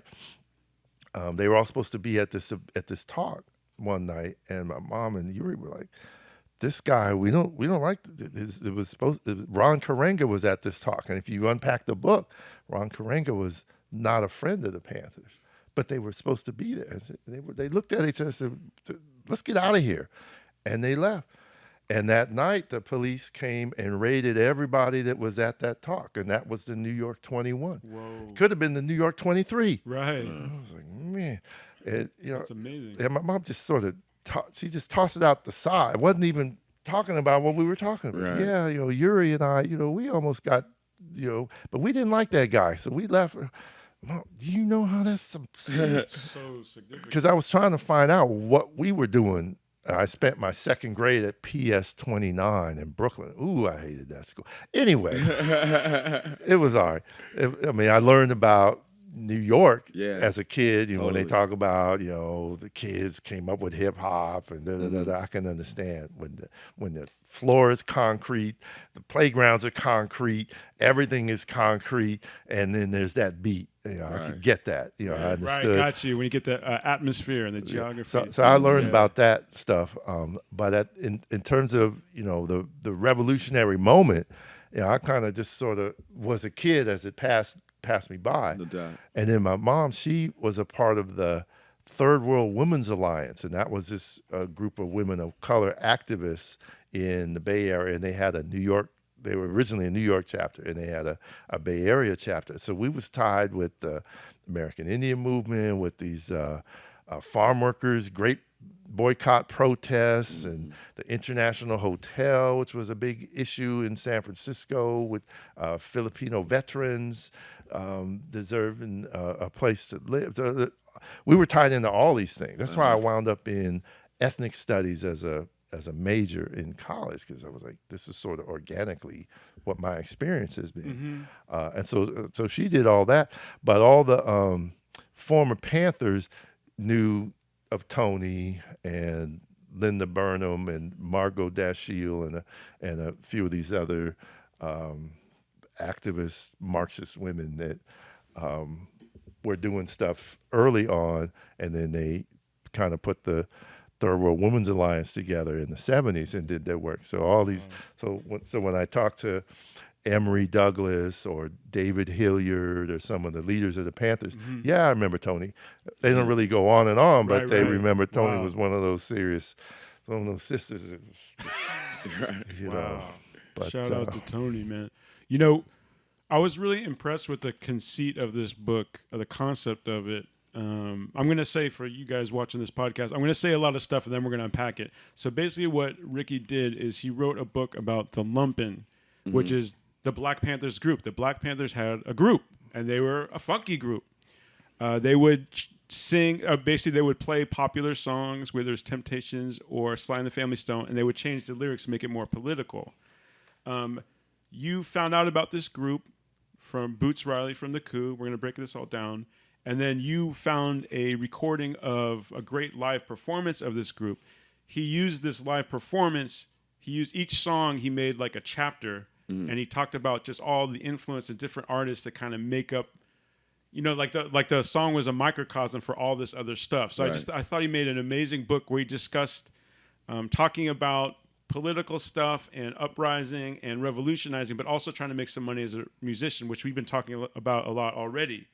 So one thing that really, first of all, when did that first come together, that concept for the book, or you hit you like, this is how I should do the book, or did somebody else suggest it to you? Well, it began when... It was kind of daunting to put it all together. It was bananas. But I went back to graduate school because the funk book was making noise, but then I'd get around academics who were like, well, you know, you have to have an academic publisher to be credible. Right. And I'm like, well, I got credit in a different place, y'all. Yeah, I got credit. But I did want to tighten up, you know, what I was doing. And I was able to get back into graduate school and work with this legendary Professor Ron Takaki.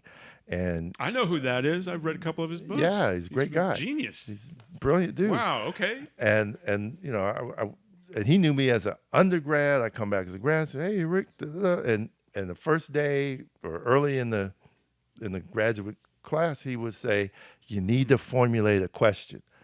Just a fundamental question that will drive you all the way through the beginning to the end of what you do. And I'm like, okay, let me work on a question. What am I really thinking about? Especially the music and the message that's in the music all the time. Mm-hmm. And I knew about the message in the music. I felt like of the people in this, I'm one of the only people that knows the message in all this black music. You know, not just Billie Holiday and Sam Cooke and maybe Nina Simone, because like I said, the music journalism stopped at the end of the 60s. Right. And so they don't necessarily know about Chocolate City or, you know, maybe Say It Loud, but they don't necessarily know Funky President. Right. They don't even know the Payback, or what does that mean? Right. So all this other stuff. And so I said, well, I could do the message in the music. And I knew the history. It wasn't hard for me to reconstruct the history of the movement, because I was there. So what's the question? And the question boiled down to, which came first, the music or the movement? The music about these things, or the events, or the music. And doing the research, that answer came pretty quick, but I kept on going.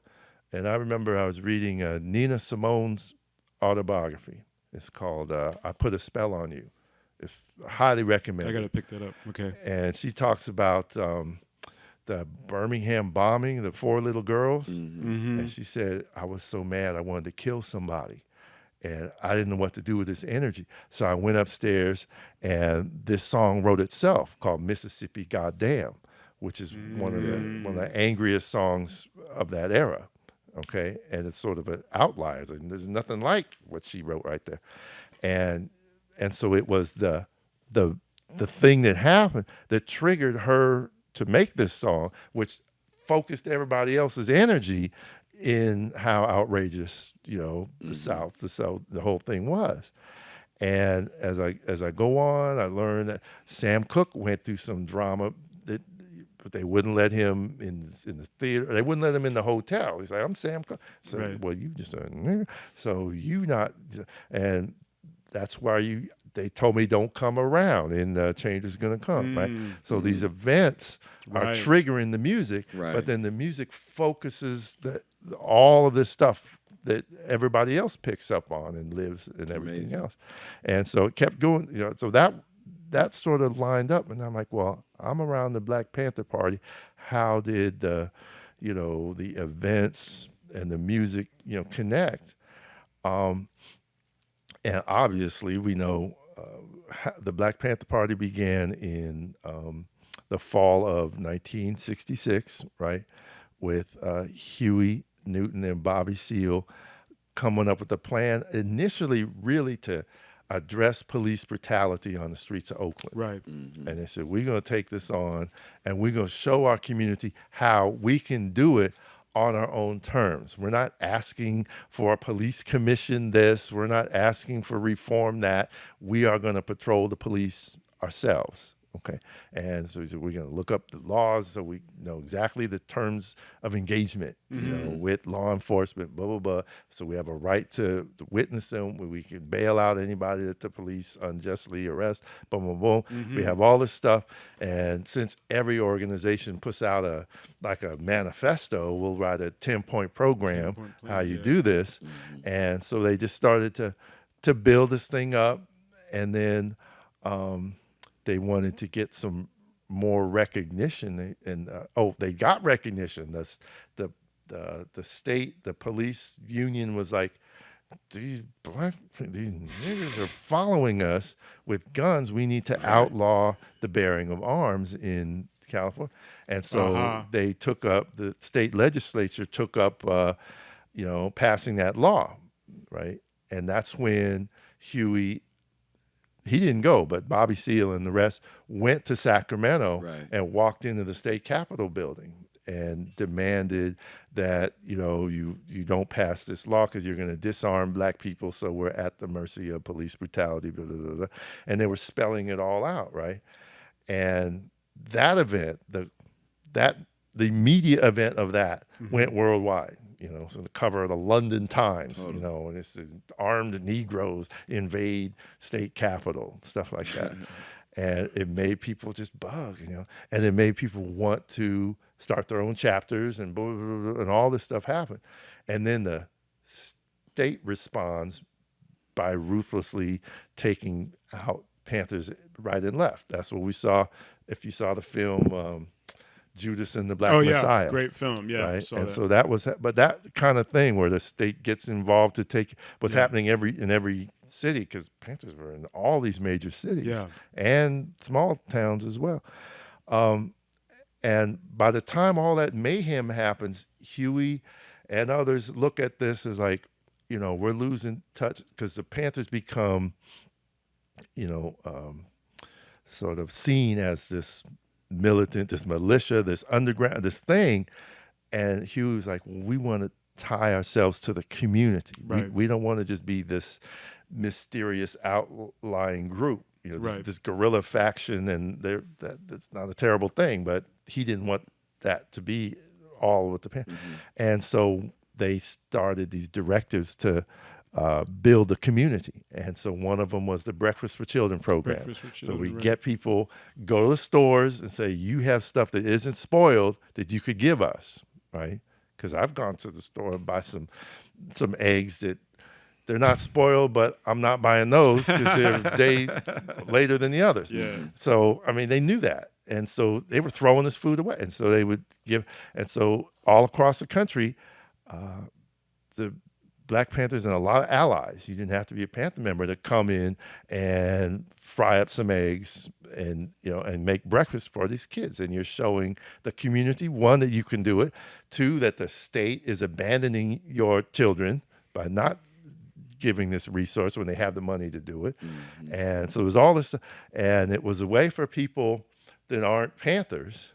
I found out Natalie Cole worked at the Breakfast for Children program. Wow. I was surprised Shaka Khan was a Panther. Shaka Khan was all up in the Chicago Black Panthers. Wow. And her name, she was Yvette Marie Stevens. Right. Never put that together before. But no, she was in the Afro Arts Theater, and that was this Black Cultural Center. And there was a lot of that Black conscious activity going on. Sun Ra was out there. There's two or three other heavy jazz folks were out there. Maurice White, Earth, Wind, and Fire. All these groups were, getting their black on, basically. So everybody in that generation was doing these things, and the Panthers gave folks an opportunity to contribute that way.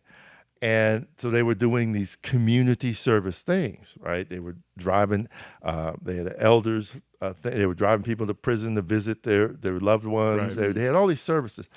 And around this time, they had an infrastructure, and Emory Douglas was the minister of culture. He would design a lot of the stuff that's in the weekly paper, right? The Panther paper.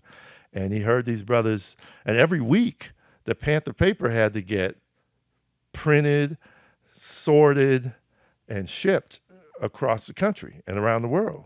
And that was a big breadwinner. And there was they borrowed the warehouse of some other kind of, hippie rag magazine. And they said, Huey, here's the key. Just use the stuff, bring your ink. You can make the paper. And that was part of our ties, the Panthers' ties to the community that gave them the chance. But all these people came. And so volunteers, you didn't have to be a Panther, but they had a core of workers and doing the work and stacking. And they'd be like, it's your thing. Do what you want to do. Whitey can't tell you what to do. Da, da, da. And they would make up different, and they would sing. Right. And they Emory Douglas identified these 4 cats that were like, they could harmonize. And that's what people did back in the day. Instead of busting rhymes, they would harmonize together. Yeah. While working and doing They would hit notes and, we can hit that note. And the thing is, and so he said, you guys need to put a band together so that when we have these community events, you guys can hit them. Kind of like a recruitment vehicle, you said. It was a recruitment vehicle, but it was tied to this sort of, second phase of the Panthers, which was rekindling or rebuilding their community ties. And I mean, what ties it to food ties it to the community? Yeah, but music is tied to the community, and that's exactly what the group, what the Lumpin were about. The name was taken from the Lumpin proletariat. It was a Marxist term for the forgotten of the underclass. So like lower than proletariat, right? The proletariat is the working class who has to do what we call the labor now that gets, we use the word for where they put down all the people doing all the shipping and all the the necessary labor in the country, and people realize, well, wait a minute, these are the most important people in the world. And so, but so Marx called them the proletariat, and then he said there are these folks on the sides on the side sort of industries, and that's the pimps and hustlers and drug dealers and all of these people who have no role in society, according to him. Right. And they're the forgotten people, and they're the disposed of people. And Huey and Bobby Seale and this other writer, Frantz Fanon, they understood that those forgotten people are a powerful group because they have nothing to lose. And if they get awakened, it's on. And so they identified Malcolm X as the quintessential Lumpin proletariat. He was like the society abandoned. He was below zero. It was nothing, and he turned himself into somebody that changed the world. And so they saw that, and so they said, well, if we call ourselves this and bring people in through the music, and I go, what does Lumpin mean? Okay, you want to know? Da, da, da, da. Come to the political education class. Blah, blah, blah. You can see why we do what we do. Da, da, da, da, da. So it was a way to start a conversation. The music was a way to start the conversation because people could hear them singing People Get Ready. We can hear them singing. They do a version of Old Man River. Oh, yeah, Old Man River. Which that generation, Old Man River was a very popular song. Right. Even though it was done a generation or two before, it was people heard all the vocal parts, but they would call it Old Pig Nixon. They said, Old Pig Nixon? But everybody could hear what the way it was being sung. I said, ooh, I can get oh man, they clowning. Oh, okay. And they could see that this is where the Panthers were coming from. But they pulled people in through the music. And then say, you know, if you want to join in this serious business, because we have this is our big picture of transfer. The little picture is do the work. It's not very little, but the other picture is do the work. And that's what they were doing. Now, there was so much turnover and trouble, let's just say, in the early 70s for the Panthers that Huey kind of organized a sort of a third phase, which was to let go of all the chapters across the country and bring in the trusted people back to the Bay, back to Oakland, and rebuild the party as an Oakland-centered party. They always were, but to sort of not try to admit, I mean, they didn't ask for chapters in Omaha, Nebraska and stuff like that, but they were there, but they couldn't administrate that type of thing. And so they became Oakland-based, and they ran Bobby Seale for mayor of Oakland in 73. And the thing is, they had this whole network of community activists. So they did precinct work, and they sort of reconstructed the electoral landscape of Oakland. And Bobby Seale lost by not that much, but in the following election, a black man named Lionel Wilson was elected mayor of Oakland, really because of all the ground level work the Panthers had done. So they were tying back into the community, but the Lumpin only lasted about a year because the four leaders were very trusted, and they were either occupied in other things, and three of them actually stayed through the 70s, but the leader, it was time for him to actually let me say on mic, and we'll put a picture of them on the screen too, who was in the Lumpin. So we're talking about founder and songwriter William Calhoun, Michael Torrance, Clark Bailey, and James Mott. You have a nice picture of the four of them nowadays in the book too, or at least recently. One thing I really thought was interesting about the group, unlike other groups like me and Jay Stone, like we kind of have a little bit of an ego. You think you're kind of like hot stuff. You want the focus to be kind of on you and what's coming from. Lumpin were very, almost like in a weird way, like anonymous. They were like worker bees. They weren't even like the glamorous like big timers in the group. They were just on the ground, just working, just doing the work, working those programs you mentioned, not just like practicing and getting ready for the show. Well, when I first got into this, right, because I didn't know about it, that was the Boots Riley contact. Yep. I was just trying to figure out the music and the movement, and I had a conversation with Boots, because Boots Riley used to come to my house. Boots Riley used to come to my house with his hard drive so he could steal all my beats. So he would come over and just plug right on in and just take whatever I had, because I was, by then 2000, I was already kind of digitizing my vinyl collection, not by hand, but waiting for the CDs to come out, and I was writing liner notes and producing a few of these CD compilations for the industry back then. And so that was fun. And so we had a talk, and Boots was like, "Yeah, man, did you know that the Black Panthers had a band?" And I was like, "What?" And he's like, "Yeah, man, they had a band." And blah, blah. And he started to tell me about this, what he knew. But then he referred me to Greg Morizumi, who runs the East Side Arts Alliance. And he connected me to this guy, Jamil Calhoun, who at that time had a rap group called The Fugitives, who were like they saw themselves as a younger version of a Panther group. And they had ties to David Hilliard, and Jamil's dad was Bill Calhoun. And so I invited The Fugitives on my radio show, and David Hilliard came down, and those guys were there. We played their music, and I played all the other message music of the day, and had a good time. And Jamil put me in contact with his dad, and whoop, whoop, whoop.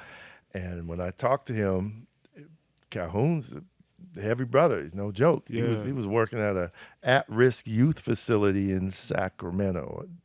He was at-risk teenagers. Okay. And he's the kind of guy that could get young brothers to pay attention to him. Right. And so it was like his life of service continued, although he did quite a few things from one till then. And so we had this conversation, and when I had this conversation with every one of them, they were like, look, I was a revolutionary. I wasn't an entertainer. And I'm like, yeah, okay. You joined the party, you did this, you did this. So how did the band start? And he's like, well, you see, I was a revolutionary. I wasn't an entertainer. I wasn't doing this to entertain. We were doing this to educate and recruit for the party. So we did these songs. And I'm saying, well, how did you do these songs? I was a revolutionary. I wasn't an entertainer. And it went on and on with all of them. They were like that because they didn't really want to be seen as as you didn't want you to put that on them. Well, they didn't want to be an R&B act like Troop or somebody. They didn't want to be just seen or connected in a generic way. But then as I got to know them and learn about their ties to the music scene here in 1969, 7, there's so much happening around here. They knew everybody. And, they needed to get a band. They made a couple calls to their high school friends. Boom, they got a band. This is what everybody did. Right. Yep. And so that wasn't a problem. So Lenny Williams, the singer, he knew those guys. Right. I didn't realize that. And, and they all knew each other. And see, the quiet part of it is these youngsters, these are all young black teenagers in the 60s, and they're watching the Vietnam War. They're about to get drafted. They watched the third world strike over there at the San Francisco State in 1968, and the police are clubbing these kids trying to go to school, and they were demanding a third world college and all that. And a lot of Panthers are organizing around that.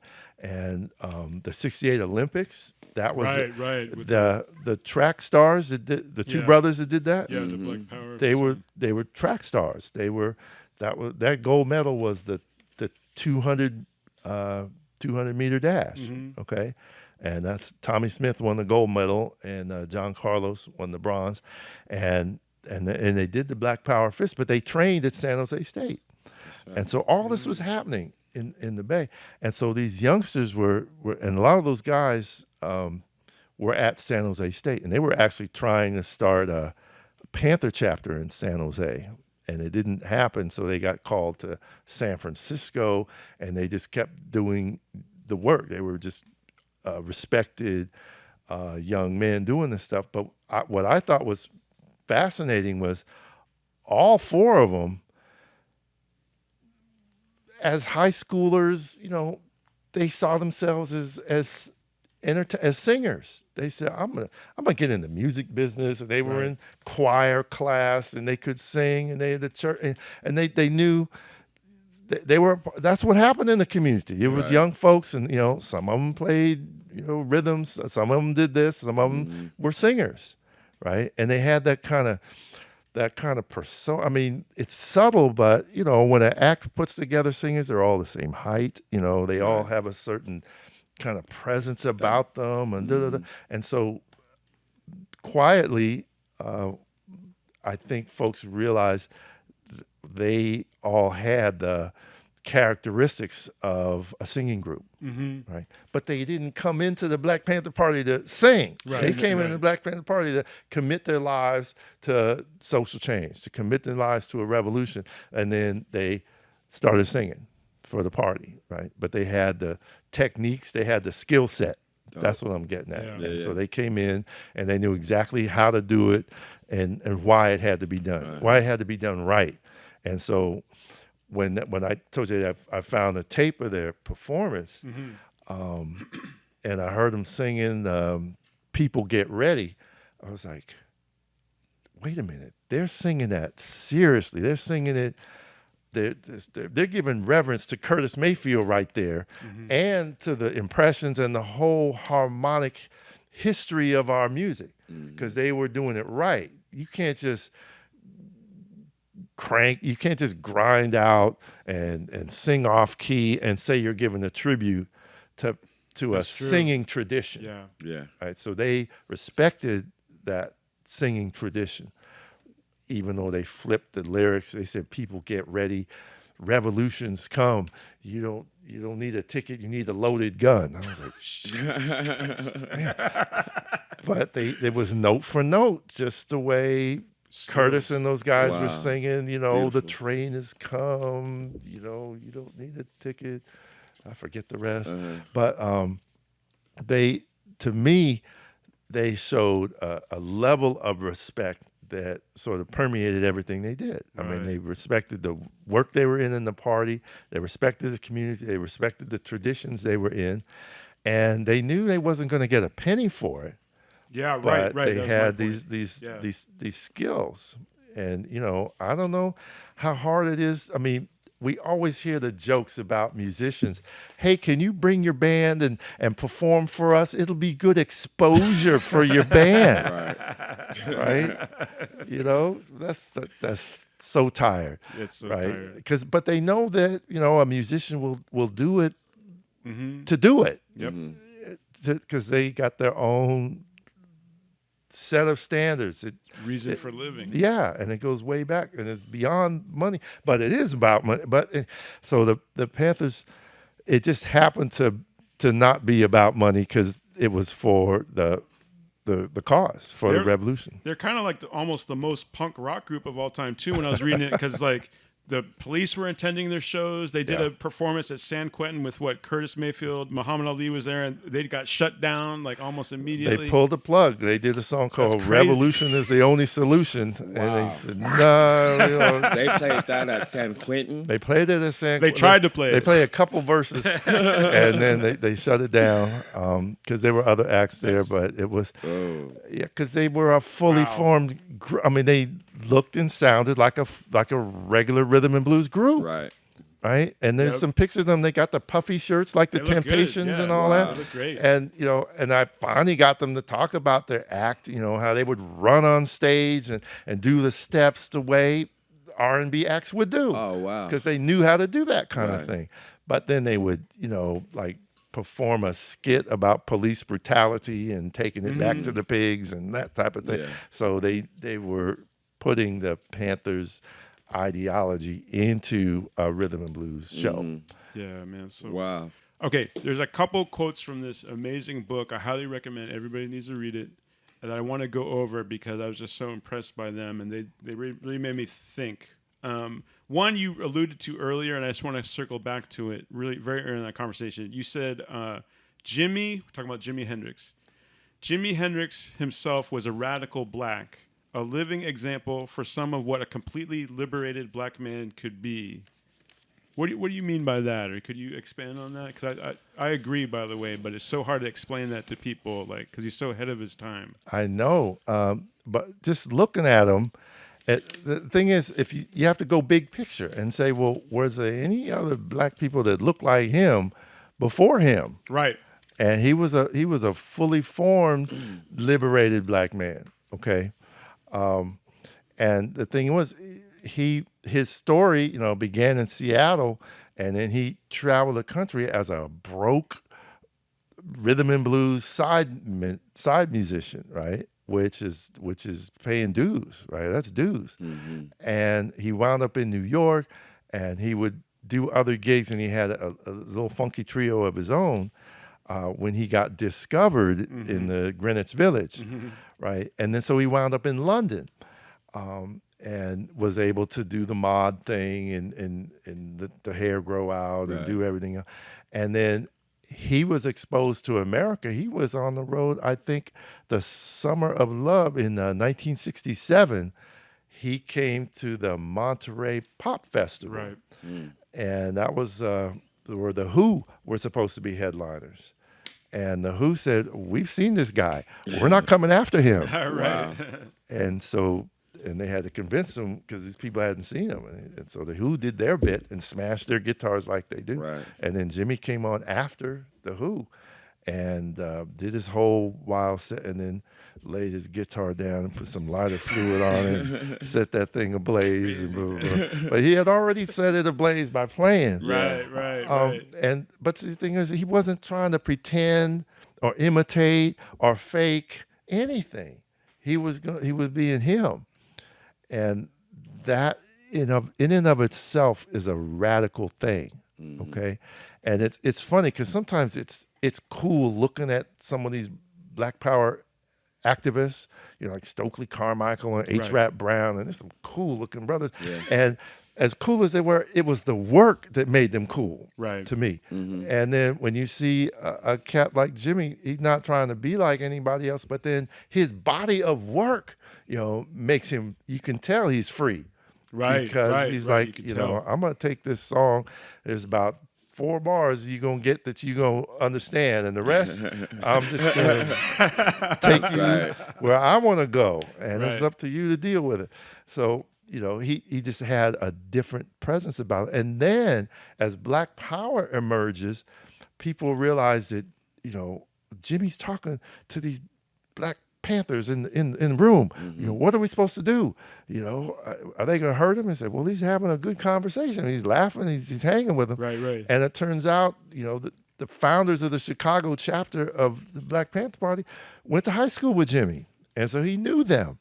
And he wrote, and so every town that there was a Black radical moment, he was down with that. He was and you can hear it in the songs. There's Jimmy Plays Berkeley. That's a famous record. Love that. He just said, I want to give I don't think they use shout out. He said, I want to give, this one is for the People's Park and the Black Panthers. Wow. Blah, blah, blah. He'll say that, so he was, he didn't have to fake it. That's right. Because he rolled with the people. But, the rock and roll kind of history makers tried to, first of all, deracialize Jimmy and just say, well, he's a free spirit and we love him, and we don't have to love his blackness, but we love him. Right. Oh, okay. So when it came time to really telling this story, it was like, wait, really? Jimmy was like, he was down with the Black militants? What does that mean? How can you do that? Why can't you accept it? So Black people are already free. Right? Already free. Got it. Yeah. And that's how we function in this world till his last breath. That's really. Right. One thing that's heavy. One thing you said that really took me back, because you just broke it down. There's it's the revolutionary, the person that's out there putting their life on the line, regardless of race or background or time. And then there's the musician, and they kind of inspire each other. And you talk about that relationship. I thought it was pretty interesting. You're saying at some point it is ridiculous to speak of an artist simply rolling over in a loft, penning some stanzas of indignation, while others are risking their lives nightly with police mandates to harass and kill them with impunity. Yet, at some level, there's a common motivation between the artist and the activist, between the radical artist and the revolutionary fighter, that moves each forward toward a change that may or may not come. I just thought that was so interesting, because it's talking about the just somebody hanging out, like you hang out in your apartment, working out your new chords, working out a new song. And then it could inspire somebody that would put their life on the line, but maybe they can't say something like that. Right. And it's crazy. We use different languages to communicate, right? I mean, we're stuck with this language that we're in, the English language, but when we start talking about the sort of corporate media language where we exist in, there's so many places and things we can't really say. We're not even allowed to think about. Yeah. Right. And for the longest time, it was the musician and the artist that makes you think about things where the boundaries aren't there any longer. And what do we think of activists? We think of activists as people that are pushing against these boundaries, and they're like realistic boundaries. They're tangible walls, really, and laws and things like that, and they're pushing against boundaries. Well, that's what artists are doing. They're pushing against boundaries that are constructed, for us to contain what we think, so we don't resist and rebel, that type of thing. So, there's a common goal and a common approach, and it takes everybody. And that's what we're realizing, because, there's a lot of interest in, they don't say the 60s anymore, but in the movement, because it kind of overlapped at the end of the 60s and into the 70s and what the hell happened. But people realized that was like the moment when it was really getting flipped. Okay. And, people have tried, the democratic process, and they've tried these other things, and there's these liberal mandates and diversity and inclusion, and let's do this and let's try that, and somebody telling you what to try, as opposed to you realizing big picture, what to think, which is bigger than somebody telling you what to think. And we're not at that. We're not having that conversation anymore. Okay, and so the beginning of that party music book talks about how there was a time when there was revolution in the air, okay, and people were thinking about that, and they were thinking about the Marxists that were saying this, and you always had black nationalists saying these things that, maybe you agree, maybe you didn't, but they were always there, right? And they were like, there's a whole different way to envision being alive here, and folks were engaging in that. And that's what we don't do now. We don't really, and we don't know how to really kind of set up these larger conversations. We're not going to have conversations about Marxism around here. We're not going to have conversations about black nationalism either. Right. But the absence of a conversation about black nationalism leads to a whole lot of confusion and chaos. And when there is a very prominent notion of black nationalism around, all of a sudden, when there's a movement around, all the other groups are engaged in movements also. The women's movement, LGBTQ, everybody is in action when there's a black movement in action. When there isn't a black movement, then you have this white supremacy nonsense like we have right now. What's tied in with that, because I think a lot of stuff you were talking about in your book, especially towards the end, ties in with what's going on in the world now. Even though this came out in 2013, I believe, you asked the question, what happened to soul? A case can be made that soul music survived as long as there was a movement in place to give the music social meaning. So break that down, because I think that's heavy. I like that. Well, I remember just back in the day going, where are those songs? Yeah. And a friend of mine his all-time favorite song was Teddy Pendergrass, Harold Melvin and the Blue Notes, Wake Up Everybody. Wake up everybody, make the old people well. Da-da-da-da-da. And I was like, that's a perfect song. It's perfect. It's melodically perfect. It's got this flow. The message is perfect. Yeah. He ad-libs. He has this free style, kind of like Save the Babies. That's right. You believed him. You believed him. Yeah. Why couldn't you say the same thing in 1978 or 79 or 88 and 89? And where did it go? Did the sentiment disappear? Was somebody saying, boys, we don't need that kind of song anymore. The market research shows that it's not popular. Right. Blah, blah, blah. So there were outsiders saying that. The late 70s was a different time politically for a lot of people, economically for a lot of people. But it was really when there was a lot of silencing happening of these kind of other narratives that could maybe awaken people, could maybe keep people thinking, keep people going. And in the 80s was Ronald Reagan. 80s was a lockdown. They shut down the civil rights movement. It shut down a lot of programs that were established before, and people were in a stark situation. And there was a lot of there was a despair in the early 80s. I remember when John Lennon was killed, there was like, oh no, an era was over. Yeah. And it was just it was a troubling time. But then hip hop shows up, and I remember Run DMC saying, "It's like that," and that's the way it is. And I said, "Oh man, hope is over, but it's like we got that bump. Right. At least they bringing a hump to that. Right. You know, we got that message." So at least hip hop revitalized that kind of no nonsense thing at the beginning. Yeah.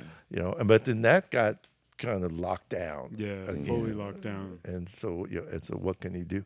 But we're still going to be doing it. The thing is, we're not. It doesn't get all the way broadcast to the top anymore, right? Yeah. We all doing it on these other levels. Yeah. Yeah, and it comes, but I think it's still going to linger, like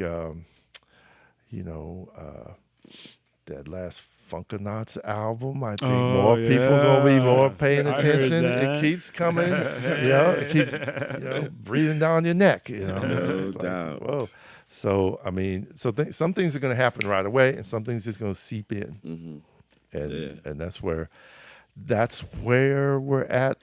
But the collective needs of the people are always liable to overwhelm the apparatus of control and confusion. You never know. Well, heavy, man, and I think that's a beautiful place for us to wrap up. I guess the first part of our conversation, we're gonna have to talk to Rickey again. Dude, thank you so much for coming here. Thanks for giving us your time. Let us pick your brain. It's just an honor to have you here. You're getting ready to go do talk about your vinyl class. You're gonna go dig through some crates with some students. Yeah, well, I teach at the California College of the Arts as well as other places, Nice. and I don't know how and why it came about. Well, actually, it came about because they asked all of the faculty to do an exhibit about 5 years ago of their own work, and I said, "Well, what's my work?" "Well, my work is vinyl. That's my work." I got all these records up on my wall, and then I said, "Well, let me put my vinyl collection on the wall in the exhibit hall and treat this soul funk experience as the historical artifact that it is." Nice. And I mean, it was a trip to even come up with that. To like, wait a minute, these are just my collection, but it is an artifact now. Yeah. And brought my friend Otis Jones, who does a lot of he does record swaps and stuff, and he helped me work through, and we laid the stuff out in a kind of pyramid design. Nice. And I Shout brought out my Otis. old turntable and my old speakers from the 70s that still work. Yeah, right? of All that course. stuff still work. And so I did that, and I was like, this vinyl is a thing. And then I had known this. You go to the record store, and there was a time when it was all vinyl. Then they sold all the vinyl away, and it was all CDs, right? And now the big stores like Amoeba are a mix, right? Right. You'll have your CDs up and the vinyl below and that type of thing. And I was like, well, I could teach this thing. This is another way to teach the funk. So let me get in there and teach this. And I've been always trying to unpack the life of a DJ, of a club DJ that's busy collecting records and mixing them, right? And so, but there's multiple worlds. There's audiophiles. There are folks that just love collecting records. They love to collect like the original pressing of a Bob Dylan, this, that, and the other, and boom, boom, boom. And there's that whole world, and it has its own folklore and a lot of literature about it. And then there's DJ life, and DJ life can be all kinds of things, but it's all about the beat. It's all about, what's going to keep this beat. And I don't care if it's like country music, if it's some other little thing, if it fits in the beat, I can make it. And so that's a different existence right there. And then for the art students, it's like we're going to design some album art, and we're going to we're going to study how this was done. I don't know if they're ready for Pedro Bell's artwork. That's kind of like, here's some advanced studies for y'all for the paradigm shifter, No doubt. Pedro Bell. But it's just a way to open that up, because That's beautiful, man. people get something out of the the process of playing music on Right. vinyl. No doubt. You know, Yes. it's And almost then a you ritual. start to read it, you know, back in the start to day. read it. You know what I'm You saying? study it. and More it's like experience, you not hold just- it in your hand. Right. You can't just click on it. That's whole only part of the experience. yeah. It's a whole that's only piece. experience. Taking it out of the paper. Whole aesthetic experience. Right. And you give it, you know, those are rituals. We all, you know, we go through them. We didn't recognize. I didn't recognize them back in the day. No doubt. Mm-hmm. Even this little thing. What is this called on your shirt? This is the People don't know 45 what- adapter. Yeah, people don't know what that is. No, they don't. But if you have some 45s and you want to play Makes them, it fit in your player. you got to put it in there and know what you're doing with it. That's right. And they used to pop into the The little record and deal, yeah. stay I there. used to have one. And then you'd have a bunch of them. Yeah, but yeah. now most people. But usually your record player has a blank little circle that you can put in there, but that's not, you know, the craft that is Yeah, making yeah, some of yeah. these. But you know, some people Back make in the them, day. and they're just ways to kind of, you know, connect to when music meant the most. No doubt. Yes. Well, unfortunately, we're going to have to let you get to it. I wish we could just talk to you some more, but he's got it. And thank you for staying busy. Thank you for just always doing this and like trucking along and just like helping us like understand this stuff as we move along through this journey. Thank you so much, Truly. man. Keeping the Hey, funk man. alive. Right on, man. Thank you for being here. Okay. Right on, man. my brother. All right, Jay. All right. Much love. Smell you guys later. Thank you, Rick. Your lane. Stay your lane. Stay your lane. Stay your lane. Jealousy in your life pods. I don't fuck with alligators. I don't even fuck with eyes. But dump up in your system. Bump me in your iPod and leave the crowd like, oh God, he ripping shit so hard. I smash the Bogart. Pull a nigga whole car. These niggas try to be clever, but they ain't really so smart. Don't start none, won't be none. I got original flow. Y'all sounding like some reruns. I'm the reason your shit is dead now. I punish weak rappers. Little nigga, put your head down. Your shit is tired, so go to bed now. Into the Sandman, to the nigga that Dream Street. I'm the inmate of a land and I'm dumping it creepy. Fly like a bird, plus I roll with a queen bee. I'm like magic on the scene, can't believe that you see. They be like, I know that nigga, that's that nigga from TV. They see me in a minute, so they move on a new thing. The rap game shaky, niggas working on mood swings, everybody hard now. Only talk about rude things, everybody sound the same. That don't include me, I paint pictures with my word. Better than movies, if you ain't a fan now, pretty soon you will be. Suckers hate so hard, even trying to kill. Niggas try to copy. Ain't nothing like the real thing, spit it so cold, it's about to get chilly. I'ma wake the walking dead, make the whole world feel me. 808 in your face, slapping you silly. Your girl on my tip, got her wetter than Lily. I'm a real G, I'm filthy, never gonna get clean. Little Oakland nigga out here chasing these big dreams. All eyes on me, I'ma cause a big scene. I'ma act up, have my credits at the end, please. Try to play me up, I'ma show you how to get clean. Step to the fast lane, dip up to the slow. Stick your ass out my lane, so you ride for show. Don't stop your brakes now, don't stop your brakes now. Just get your ass out the lane. Check this out. Stay your lane. Fuck what you heard, you ain't seen nothing yet. Neither swept the meter with the baseballer like I'm Derek Jeter. Guarantee it, you ain't making moves like a paraplegic. Therapy for me, it be to beat you till you barely bleed it. Wearing speakers out like wear a pair of sneakers, so the next time you're bumping something, all you hear is sweetest. Shit is easy, I can do it, eyes closed or blindfolded. From the bottom, underwater, rhyme control the tide flow. Came to make a name up in this game and bust it wide open. Silent till there's no more mindless pages of my lyrics. Pile of sicker than the shit you used to listen to on Spotify. Richard Pryor and his prime, the way I get you high. Every time I flow, get up on it, man, I'm cold spitting compositions, causing problems for the opposition. Listen, save yourself, fasten the latch and the clap the safety belt, the aces deal. Blackjack, rap on the down, the fucking table melt. Rockin' so hot that you probably thought that I was raising hell. Mixing with some license to ill, some MC8 and Dill. 80s baby, I'm crazier than a mental patient. Bass will get to shaking, put holes in the speakers, ventilator. Innovate and get up on the stage, a demonstrator for the audience body up. Got them in a frenzy state. Spit the sickness on it every day. Problems like the Coliseum, y'all can see us in the bay. Ready for whatever you're bringing. We steadily giving no shit to be banging, so hard your head'll be ringing. Stay to the fast lane, stay on to the slow.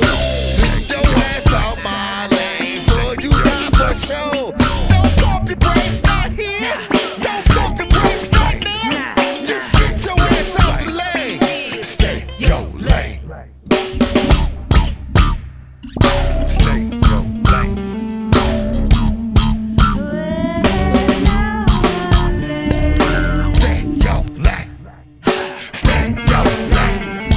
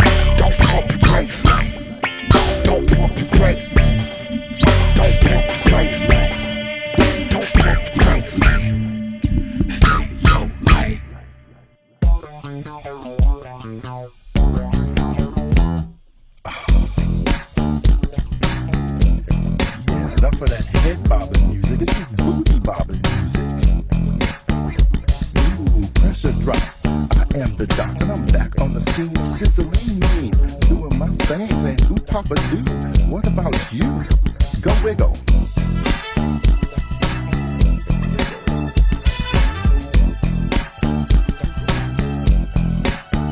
Go wiggle. Go wiggle on it.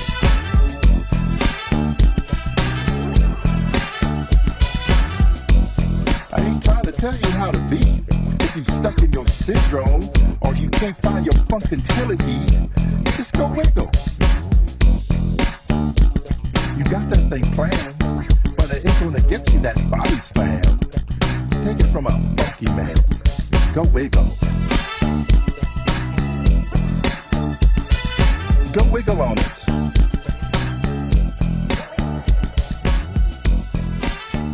Go wiggle.